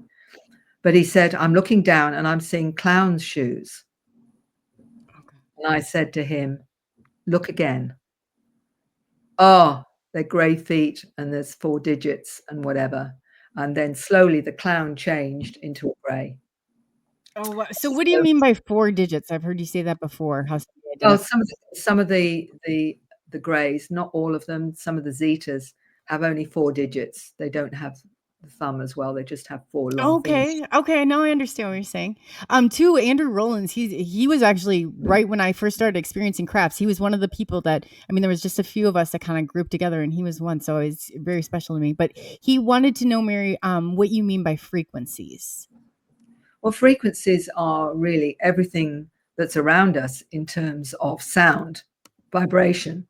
Because that was what Nikola Tesla said. Everything in the universe is frequency, vibration, and hold on, frequency, vibration, and sound. I think. I'm sorry. I'm misquoting him, bless him. But anyway, everything to do with frequency. Ultimately, we're all frequency. This is why when you open up more multidimensionally, you're able to see beyond the 3D frequency. You're able to see spirit, orbs, and and whatever. They're just in a different frequency to you. And most of us will tap into that frequency clairvoyantly or clairaudiently, where we'll get the information in our head, but we won't actually see it physically, but we will be aware of it. You know, when I've asked someone to feel the energy of their guide, they will say, oh, I feel something at my shoulder, or I feel something in my heart.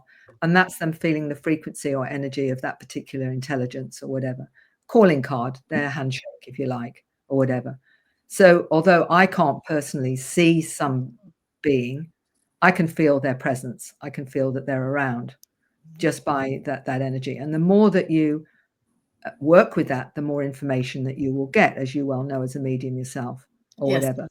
So it's just, I mean, I think it was one of the physicists, astrophysicists, I can't think of his name, Michio Kaku, I think, said the way he describes dimensions is it's all just different frequencies. So that he says dinosaurs could be walking through your room, but they're in a different frequency, so you can't see them. So what he's really saying is that all these intelligences and what have you are just in different frequencies, and some of them you can see, some of them you can't see. A lot depends on your own ability to see them. And for some people, they'll see it in their third eye, for example. So if I want to know what someone looks like in spirit, for example, I would ask, and then I would get I'd get in information showing me what they look like. And if I wanted to know more, I'd be shown more or whatever. Everyone can do this. This is not magical. This is everybody has the capability of it. The only reason they don't think they have is because they don't think they're special enough or they're intuitive enough. Everyone is. It's just that we've had it shut down through our programming, and we're told not to trust it or not to believe it, or you're going to go crazy, all that kind of stuff, which of course prevents a lot of people from owning their truth and owning their reality. But the children often can see a broader range of frequencies. In fact, the new humans can have 5 times more sensitivity to touch, 5 times more sense of hearing, for example. Oh, wow. Touch, hearing, taste. That's why a lot of them struggle. You know how some kids struggle with loud noises and whatever, because they're actually getting a broader band of noise and experience. So that's just the physical sense. It's everything's accelerated 5 times. That makes more sense. So I can't even sit next to somebody who's chewing in synchronicity. It will drive me insane. I have to move. I was like it's so crazy. So how does somebody adjust their frequency, or maybe like open up to more, or your bandwidth? I go, so we're not really adjusting, we're opening up a bandwidth is what you're Well, saying. you're already in that bandwidth. Okay. The difficulty is not always knowing that you are. And there are ways of stabilizing things that are a bit overwhelming at times. And I talk about that in The New Human with Dr. Lena Olson, who talks about needing choline and some other dietary things that you need, because it's not only talking about what's going on, but the solution to it, if there is one, and there is one. A lot depends on what you're eating, what minerals and things to stabilize your body, because it's operating at a higher frequency. And then, of course, there's all your multidimensional abilities as well. You're sensing, you're knowing, you're feeling, the information that's coming in as downloads and whatever, and managing that and understanding what's going on and why it's happening and who are you working with and why are you working with them and what is your mandate and whatever.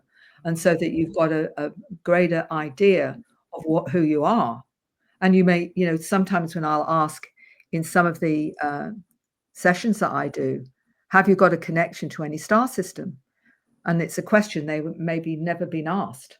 And when they come out, they'll actually say, yes, it's Pleiadian or it's Andromedan. And when they come out of it, why did I say that? I said, you said it because it's your truth. You said it because part of you knows already you have a connection to that particular star system. Otherwise, you wouldn't have said it. Right, Syrian. Like I can't even explain why, but it's all comes back to that area. It's crazy. That's right. You just have to ask the question. Mm-hmm. And the question when they're in a space where they're not judging it by their left brain. where the left brain isn't coming in and saying, oh, you can't say that. Oh, that sounds too weird. Oh, you know, that's not okay. All those messages you get from left brain are going to disqualify it, probably. So when they're in their altered state, that's when I ask the questions that they don't have conscious recall of. And then it just comes out. Oh, yes. And also they might say uproarious or whatever. Is there anything else? Yes, it's another dimension. Right out of the blue, they'll say that. Why did I say that? Why would I say something like that? I said, because it's your innate knowing that's telling you that.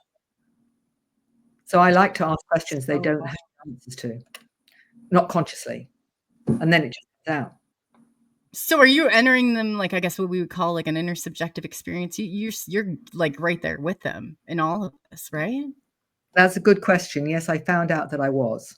To give you an example, when I told you about the young man moving one planetary object from one dimension to another, in my mind, before he said it, I said it's a planet. I could see it was a planet. So before he even said it's a planet, I was actually being shown it was a planet. So I found that when you go in that frequency, you're actually also participating in what's actually going on and seeing some of what's going on.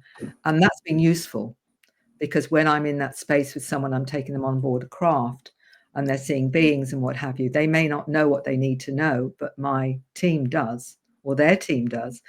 And that I might get, they need to look around the room to the right. That's important.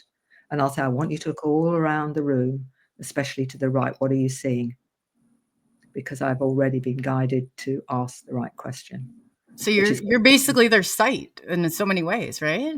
Like you're seeing unfiltered, obviously, because you're knowing what's coming in and what's going out. Like that's the way that I interpret it is that I have a connection to intelligence that guides me to their intelligence and to what they most need to be aware of as part of the session. So I'm aware that there's a kind of flow that goes on that assists me to ask the right questions, and questions they may not have even thought to ask, but they actually need to know because of the connection that connects. Because we're all together, we're all connected. It's not separate, you know, we're all connected to each other. So wow, you're like stitching yourself right in there. Like, how did you get to this place where you're able to do this and tolerate it and go with? I mean, you're talking about you have to have some phenomenal self-awareness and what's going on in your body. I mean, that's unbelievable.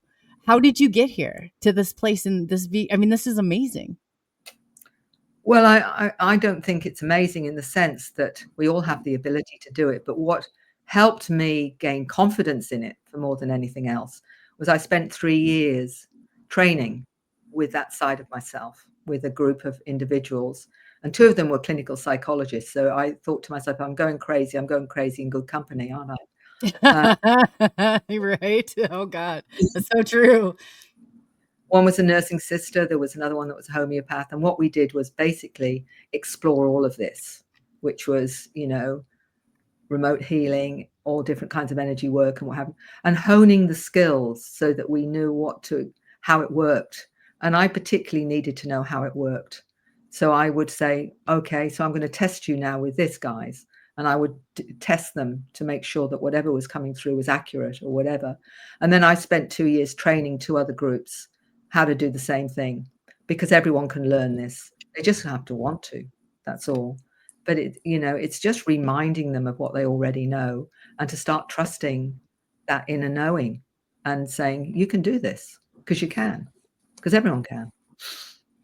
Wow. So you actually will, people that are coming in and you'll take them through this training and help them understand all I think that's fascinating. Where do I sign up? This is unbelievable. Well, hypnotherapists that want to work on a deeper level, I say to them, well, you've got to know how you work multidimensionally so that you can understand how your client works multidimensionally. Because, the thing is, many of them are opening up to their awareness. Guiding them through that, you have to know how it works so that you can guide them and help them through that so that they can actually start to use it in a way that's useful to them. So I would make sure the hypnotherapists already know how to take people into trance, but how do you access that part of yourself to facilitate even more awareness and understanding by being on that frequency that things will come to you when you're taking somebody into that space, and you'll be shown stuff. So, and it operates really interestingly because it expands all your awareness. For example, one person said to me, I'm in a medieval town and it's really, really smelly. They were going, well, they used to throw feces and urine and on the cobblestones and whatever. Immediately, I'm getting the smell. And I'm going, oh, it's pretty horrible, isn't it? Whatever. Where you're tapping into that frequency. And everyone can do this. This is not magical. This is just knowing that it's possible, because all you're needing to do is be open to accepting the data as it comes to you. That's So all you're it is. turning your senses, like you're tuning in every single sight, sound, hear, like just Yeah. I mean, if someone comes to me, the first thing I'll say is to my team, step back, because I want to do the human thing first. So I want to actually have a chat without all right. Oh without boy, wow.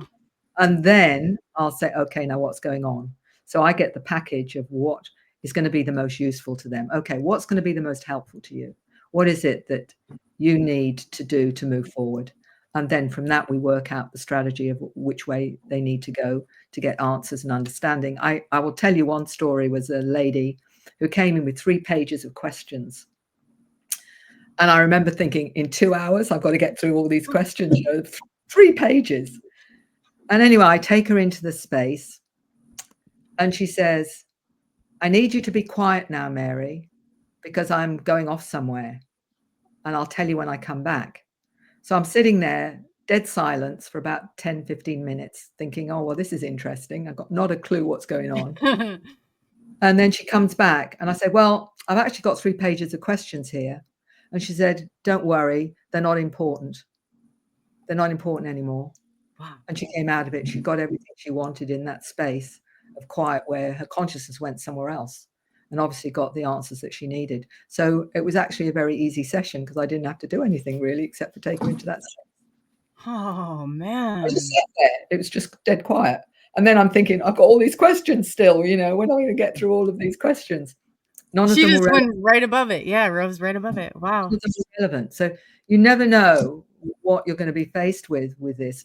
The value of being able to tap in is, what do I do now? What's going to be the most useful here? I remember once being shown a past life, because my screen sort of comes up like this. It's like a video screen. Oh wow. They were showing me a past life of this individual. And I said, look, I can't say that because I can't prove it. Because, I'm all about being professional and ethical. I'm just saying something when I've got no way of validating it, didn't sort of feel right. They said, Mary, just say it. It'll make sense. They got very patient with me because I'm awkward. And I said, look, I'm getting a sense that this is something that's happened in another lifetime. And they said to me, Mary, that's spot on. Thank you. So now when I get stuff, I said to them, so where is the way of validation? They said the validation is the acceptance of the data. Just like if you were giving somebody advice, they can choose to take it or not take it. You're not saying it as an absolute. You're saying this is what I'm sensing or getting. Does that make sense to you? And if it does, they'll take it, just like you would do anything else. You're not making it an absolute in any way. And I will just say, my sense is this, or something occurs to me, it might be useful to look at this. Is that helpful to you? As you do as a medium. You'll get Okay, stuff. that makes sense. Yeah, you kind of you don't get it. They have to make sense out of it. The person has to make sense out of it. It's not for me. It's for them. And I've learned now to trust whatever comes through, which is sometimes very scary because you've got no way of monitoring that information. It's either going to come through, and if it does, you're either going to honor it without coloring it. And that's what I talk about, coloring information. Because if you are bringing your left brain in, that starts to edit right away. And it will say, you can't say this, or you must say it, or you've got to say it this way. So it's got to come from that absolute integrity, which is scary because you don't know what you're going to be saying or what's going to come out your mouth. And that can be yeah. Oh yeah, I've got kicked out of more ghost hunting groups for that. But I said, this is what happens. It's just coming and I'm spewing it out. I'm not like it. The people have to make sense out of it. I can't. And as they create meaning, then I'm able to take it further and further. Wow. That's interesting that you put it like that. And I get it. Yeah. the bottom line is that you can only try to be as authentic as possible with what you do and explain what you do. And anyone that comes to me knows that's how I work. And the reason it's helpful to them is because they're getting stuff generally themselves. And to know they're not alone, that other people are working that way and how they work with it is actually very comforting, because it gives them a sense of, oh, I'm not that weird after all, or I'm not that strange. And no, you're not, because everyone channels. Everyone brings in information. They may not know the source of it. They may think it's their superconscious or their inner knowing or their inner wisdom, but everyone brings in information from other realms. They just don't always know the source of it. And I say to those that don't, I say, don't you think you ought to find out where your source is? Because you're talking to your best friend behind a wooden door. Don't you think you should open it and say, what's your bio? Tell me about yourself. Why are you with me? And whatever. Because the more you understand about your source, the more competent and confident you're going to be with listening to them. So you're saying, like, when those times come, we're supposed to ask those questions, like, so we're expanding our consciousness is basically okay. Oh wow. Somebody asked too, Mary, are you planning on visiting the United States at the UFO conference anytime soon? I'm assuming. Do you ever go to like a SETI ranch? I think we'd also should meet at James Gillian's one of these days, because I think that would be a great place. Yeah, I've been there a few times with James. I have got a potential next year, but at the moment there's still a lot of family stuff I'm dealing with here this year. If that all gets resolved, then I'll start to look at traveling again. I haven't traveled for a couple of years or whatever, but I do a lot of online conferences, and that's been very useful, to be able to do it from home.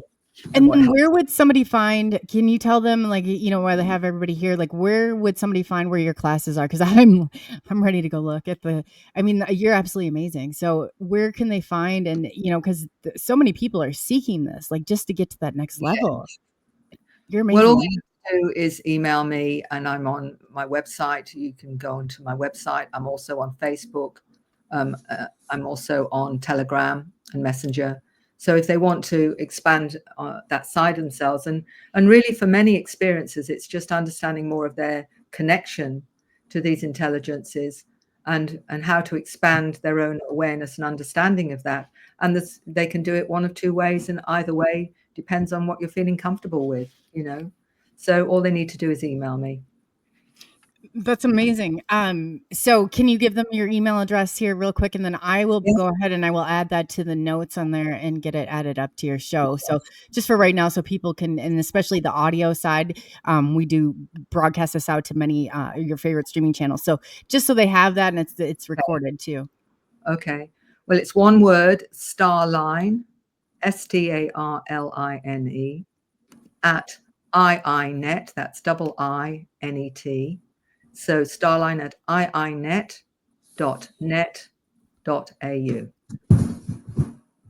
Okay. I'm gonna, hopefully I get this right. So what I'm seeing is Starline, all one word, at iinet.net.au. That's correct. Okay, so I'm gonna go ahead and I'm gonna add that to the chats too. Yes. So I'm gonna add that to the oh sorry, James, you just add that to the chat too. So yes, and two, I don't feel like we've even gone there. Would you be willing to come back for like a part 2 on this and continue because I'm absolutely fascinated, and we could adjust the time too. I mean, I know you're tomorrow at early in the morning, but I mean, we would love to continue this further, because I just feel like we're just getting there, and it just would be amazing. Absolutely. No worries at all. We'll work something out. Great. And then I guess, and we could I could talk to you all night. In closing, and two, until we come back for a part 2, is there something that you can leave everybody with, I guess, in helping? I guess we were talking about the sport. What's the best way to start that transition, or people that are, just a message that you want to leave the people with until next time? I think the important message is to not give up and understand that we are in transition, and it is hard at the moment, but you've all incarnated because you know it's going to work out. Otherwise you wouldn't have bothered. So trust in yourself more than anything, and trust that we are in process, and there are going to be some amazing things, I believe, going to happen on this planet, and we've all chosen to be here. So trust in that and be ready. Yes, ready, willing, and able to go. And Don't let that fear hold you back. You gotta go through. I guess people who are going through that transition and eating a lot of these memory, and just really releasing them, the stages that they go through. Is there any helpful, ways that you find it's comforting, or kind of coming to terms with some of this, or a different perspective? I guess you could leave them with also. Well, the strategies really are being in as much as possible in environments that are healthy for you. To go into the countryside if you can, ground yourself as much. Grounding is really important right now because as you're opening up multidimensionally, you have to be more grounded, not less. So that's really important, and to eat the foods that are good for you as much as possible, and much as you can manage, and just generally taking care of yourself. Not just those around you, but taking care of yourself. You gotta take care of yourself first, or you can't take care of other people. That's so true. Yeah. Everybody in the audience has said thank you so much, Mary. You've really. I'm not a real emotional shifting person. I was in tears at one point, so I'm like, wow, you're good. Yeah. So I just want to thank you again for coming on and really. I mean, you've really helped. I feel like I have a totally different awareness that I can go out there with. So I really appreciate all your work that you're done. And you have our deepest respects. If we can ever help you, if you ever need anything, you just reach right out. I'd be more than willing to do what I can, because you're an amazing person. I love to see you here and at the conferences. And, everybody, we need to talk about Marys. We need to talk about the people like this, because these are the authentic and genuine people that are going to help us get to that next level. Like this is not, you can't even begin to make this, or shift this out of she's right there in the moment. So yes, again, Mary, thank you so much. And we're going to see you again soon. You've been a pleasure. You really have. I just really appreciate all you're doing. And we're right there behind you and supporting your efforts. So And thank thank you. you. Thank you again, It's Carly. really, yeah. Oh, you're just an angel. Wow. James, what do you think? I'm sorry. I probably was blabbing a lot. I don't know if, thank you for running. I saw the chat. I was like, yes, thank you so much. But Mary, isn't she just phenomenal? What did you think? I mean, how do you feel after hearing all that? Yeah, Mary gives a lot of good information out to everybody, and a lot of the stuff that she was saying just resonated with me. It's like, oh yeah, I understand that. Oh, that's happened to me before. Oh, my whole body is shuddered. Oh, now that makes more sense. And I actually learned things from listening to Mary, and I consider myself pretty tuned in, but no, I'm the student tonight. It was definitely a great pleasure to listen to her, and I'm really excited to have her Oh, back. I know. I know. I could sit, I said, listen to her all day long, and how I just fascinating how she got there. Like that is, she's on her level of awareness. Like she is just must be like so acutely tuned in. It's just phenomenal to get to that point and just be that aware and that conscious, like through everything is amazing. Yeah, that'd be great because I went to a hypnotherapist, a regression person, and he just said, "Okay, give me 25 questions that you want me to ask, and then I have questions I want to ask." Well, it was only an hour long, and but I learned a lot from it. But I would sure like to have Mary sit down and Oh, chat I know. for Make a sense while. out of all this stuff. Oh gosh, I feel like you'd go to a totally different plane with that. I mean, Yeah. that's a wild ride. That's exciting, amazing, and everything all at once. I can't wait to continue this journey with her. She's so amazing. Oh Wow. yeah, yeah. I'm just excited. I would love to take an online class with her. So yeah, I'll have to Me look. too. Yes, I know. Yeah. Oh my gosh. I can't even oh man. That's amazing. James too, and everybody who doesn't know James Kelly, James Kelly is my brother from another mother. We are the star siblings here. So you want to tell them, James, who you are, where they can find you, and how they locate your book and stuff, so we can, people can kind of become more familiar with you. You're Yeah, amazing. sure. Yeah. I'm James Kelly. I grew up in American Fork, Utah. I've been an experiencer since I was 6 years old when I was received by the Octurians and found out I was a star seed sent with a message of love and acceptance and trying to help others on this earth to get to the next level. And I kept all this hid when I was abducted by the Greys as well, my whole life, and I've kept it inside. Not even my wife knew for 30 years of our marriage until last year. So I decided to write a book, Lone Believer, which goes through the time I was age 6 all the way to the present day and explains everything that's happened to me and how I got through it on the other end. So if anyone is interested in that book, you can actually look for it on Amazon. Just look under James Kelly's books and it'll come up as Lone Believer. Or you can go to my website for my author's page. That's author James Kelly's books.com, and that will be able to, you'll be able to click the link there and it'll take you back into Amazon either way. Would you be able to type that in the chat just so I have it and I can grab it and throw it in there Yeah, so let everybody me knows? So go. but yeah, I would love for, I mean, you guys, James is he's got such amazing abilities too. It's just, I absolutely experiencers have a special place in my heart. Like it's just obviously, but wow, that's awesome. And then 2, we are going to be kicking off season 2 starting August 1st. We got Daryl Denton coming up, who is your Tennessee Bigfoot guy, and some really exciting people that 2 James, Peter we have, and then we're going to have Mary back. So we got some exciting stuff coming up, so stay tuned and we'll try and keep you as best in the loop as we can. And if you have evidence or compelling things that you want to bring forward, and like I said, in the guest or anything like that, please, like we would be more than happy to get that information out there. It's authentic and genuine and definitely, so many people are so passionate about what they do and they have such a niche that I want to try and get, pieces of that out so everybody can kind of connect to this one way or another. But yes, in closing, James, you want to leave the people with anything?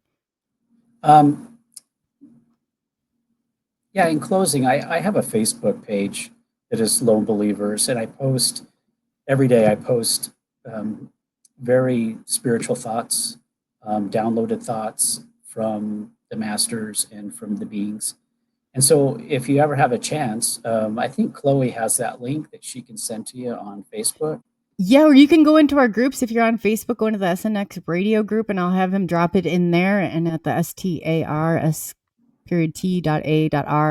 the experiences group, we can drop it in there. James, I'll get you set up there so you have like moderation abilities and you can put those links in there for the people and we'll make sure that they get out so they can check out your stuff and we can keep, I'm going to keep tabs. I probably did, but I've just lost that awareness. So yes, please post those in there and we'll get those all up. And I'll also add them into, if you're listening to this on the live streaming side, we'll try and get all those added into the comments section and updated. So you can contact Mary, you can contact James, you can, we can get you all connected because it's all about connections, definitely. So in saying that, did you want to leave us some wise words of wisdom? Wise, yeah. I don't know.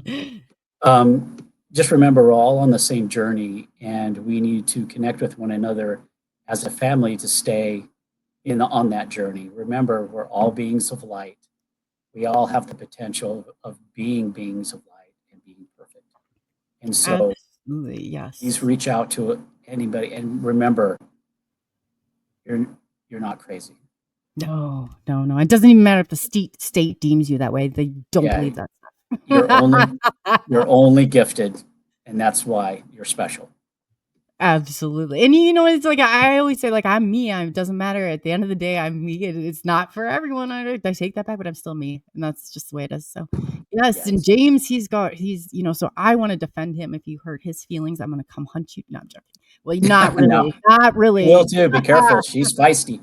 I am too. Yes, I'm all about that.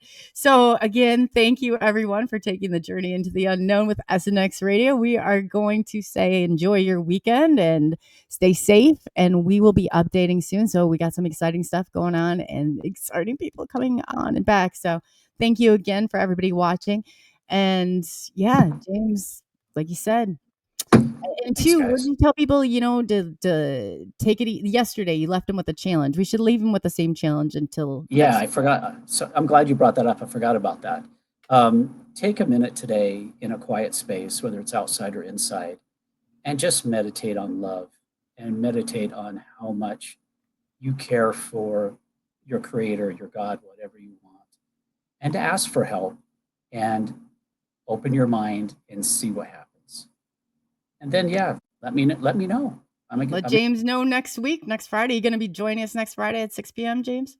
Central Standard Time. Chloe makes me come now. So Come on, James, you gonna come on? You wanna come on tonight with us? Yeah, no, no, we I'll love be you here here, next week. James. We love you here. Yes, so definitely. So again, yeah, thank you so much, and we are going to say thank you again for taking the journey into the unknown with us at Next Radio, and we are signing out for the night. Enjoy our music as we leave you be, and hopefully next week you return and let us know how things have changed for you. So we care, we love, and be good to one another. Definitely be good to one another.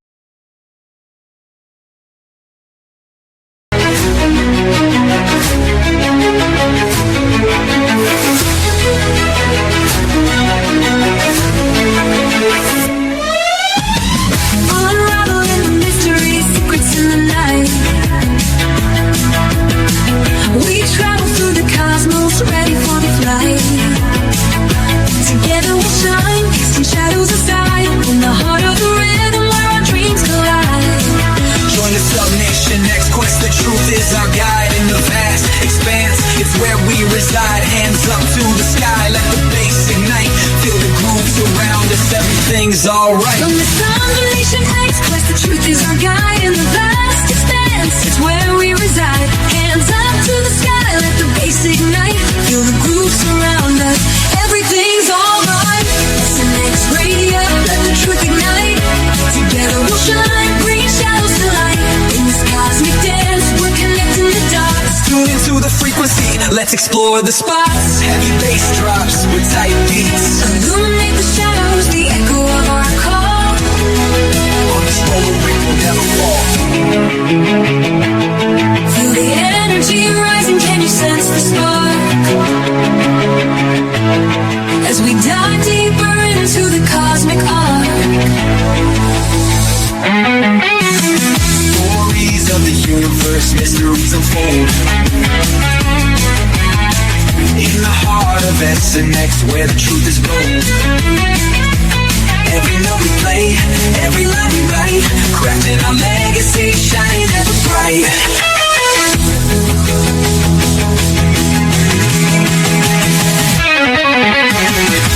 Next Radio, let the truth ignite. Together we'll shine, bringing shadows to light. In this cosmic dance, we're connecting the dots. Tune into the frequency, let's explore the spot. Here in the spotlight, we're taking our turn. With the fire in our hearts, let the passion burn. As the Next Radio's call, ringing through the air. Together we rise, together we dare. So join us now, let the rhythm flow. With SNX